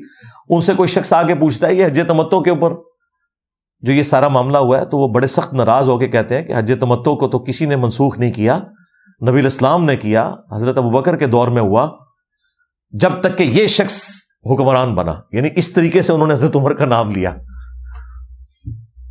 یہ صحیح مسلم شریف میں ہے. وہ پھر اللہ کا شکر ہے حضرت علی نے اپنے دور میں آ کے حج تمتع دوبارہ سے بحال کر دیا، اور آج امت کے 99% لوگ حج تمتع ہی کرتے ہیں، کیونکہ ایک سفر میں آپ حج اور عمرہ دونوں سے نفع اٹھا لیتے ہیں. مشرکین عرب جو ہے نا اس چیز کو گناہ سمجھتے تھے کہ حج کے دنوں میں کوئی عمرہ بھی ساتھ کرے. نبی الاسلام نے ان کی رسم توڑی کہ نہیں، میرے امتی دور دور سے آئیں گے، وہ بیچارے کیا بار بار سفر کریں گے، چلو ساتھ عمرے کا بھی ایک ان کو پیکج دے دیا جائے. صرف اس کے اگینسٹ پھر یہ ہوگا کہ وہ قربانی کریں گے، کیونکہ ایک سفر میں انہوں نے تمتع کیا ہے عمرے سے بھی حج کے ساتھ، تو وہ قربانی کریں گے. وہ قربانی حج کی قربانی نہیں ہوتی، وہ حج اور عمرہ کو جمع کرنے کی قربانی ہوتی ہے. اس لیے حج جو افراد ہے نا، جس میں اکیلا حج ہوتا ہے، اس میں قربانی بھی نہیں ہوتی، کیونکہ اس میں آپ ساتھ عمرہ نہیں کر رہے ہوتے. تو ترمذی کے الفاظ ہیں، ابن عمر رضی اللہ تعالیٰ عنہ سے جب اس شامی نے کہا نا کہ آپ کے والد تو منع کرتے تھے حج تمتع سے، انہوں نے کہا مجھے بتاؤ اگر کسی بات کا رسول اللہ حکم دیں اور میرا والد کوئی اور بات کرے تو کیا میرے باپ کی بات مانی جائے گی یا رسول اللہ کی بات مانی جائے گی؟ اس نے کہا حضور کی بات مانی جائے گی. تو انہوں نے کہا پھر حضور تو کرتے تھے، آپ نے حکم دیا تھا. اچھا وہ کتنا ہوشیار تھا، وہ اس نے پہلے منوایا حضرت عبداللہ بن عمر سے. کیسے منوایا کہ جی حج تمتع جائز ہے نا جی، تاکہ بعد میں بتایا کہ تمہارے ابا جی نے بھی اس طرح کیتا سی، اور وہ ایکسپیکٹ کر رہا تھا کہ شاید ابے کی دھونس سن کے تو عبداللہ بن عمر بیک فٹ پہ چلے جائیں گے. انہوں نے کہا نہیں، میرا باپ بھی اگر کہے تو اس سے کیا فرق پڑتا ہے. کسی نے نہیں کہا کہ آپ کے ابا جنہوں نے رومن اور پرشین امپائر کو گرایا، امیر المومنین، خلیفہ راشد، اور آپ ان کے بارے میں یہ بات کر رہے ہیں کہ ان کی بات نہیں مانی جائے گی. ان کو پتا تھا رسول اللہ کے مقابلے پہ بات ہو رہی ہے. یہی تو ہم نے عرض کیا ہے، میرے نبی سا ہے ہی کوئی نہیں، کوئی بڑے سے بڑا بابا بزرگ شاید ہی کوئی نہیں نبی کے مقابلے پہ، ہمارے مقابلے پہ نہیں. خود انہوں نے یہ ہمیں بتایا تھا جی، کوئی بڑے سے بڑا غوث قطب ابدال کوئی ولی ہو کسی صحابی کے گھوڑے کے قدموں کی خاک نہیں، کہتے تھے نا. اور تم تو اپنے بابوں کو جانوروں سے بھی بدتر کہتے تھے. ہم تو صرف کہتے ہیں میرے نبی سا ہے ہی کوئی نہیں، تیرے بابے تشائی کوئی نہیں، یعنی ہمارے نبی کے مقابلے پہ. اور تم تو کہتے تھے تمہارے بابے صحابہ کے جانوروں سے بھی بدتر ہیں. اس وقت نہیں کسی کو خیال آیا کہ یہ گستاخی ہو رہی ہے بابوں کی. دیکھا کتنے گیا دماغ. انجینئر صاحب کوئی بھی بات کرتے نا وہ فوراً تختہ مشق بن جاتی ہے، حالانکہ اس سے ورسٹ فارم میں ان کے بزرگوں کے ہاں وہ چیزیں ایگزسٹ کرتی ہیں. یہ میرا فیوریٹ ٹاپک ہے، اس پہ بہت کچھ بولا جا سکتا ہے. جس سے شوق ہے تو مسئلہ 197 میرا دیکھے، اسی ٹاپک کے اوپر ہے. ایک اور ویڈیو ہے میری تقلید کے نام کے اوپر، ڈرامہ بازی، اور کافی ساری ویڈیوز میری اس حوالے سے موجود ہیں. میں نے یہ ساری باتیں کنکلوڈ کرتے ہوئے اس لیے کی تاکہ آپ کو اوورال عقیدہ پتہ چلے. یہی باتیں میں پچھلے 15 سال سے کرتا آ رہا ہوں سکیٹرڈ فارم کے اندر، لیکن جب اس طرح کی کوئی چیز سامنے آتی ہے تو پھر ایک موقع مل جاتا ہے کہ پھر دوبارہ سے وہ چیزیں ریکال کی جائیں، جو بکھری ہوئی تھیں ایک جگہ دوبارہ سے جمع ہو جائیں، تاکہ ہم ختم نبوت صلی اللہ علیہ وآلہ وسلم کی برکت سے رسول اللہ صلی اللہ علیہ وآلہ وسلم کی بھولی بھالی امت کو ان بزرگوں کے چنگل سے نکال کر اس شخص کے قدموں میں لے آئیں جس کی قبر مدینے میں ہے، صلی اللہ علیہ وآلہ وسلم. صلو علی محمد وآل محمد، اللہم صلی علی محمد وعلی آل محمد واصحاب محمد وازواج محمد وامت محمد اجمعین الی یوم الدین، آمین.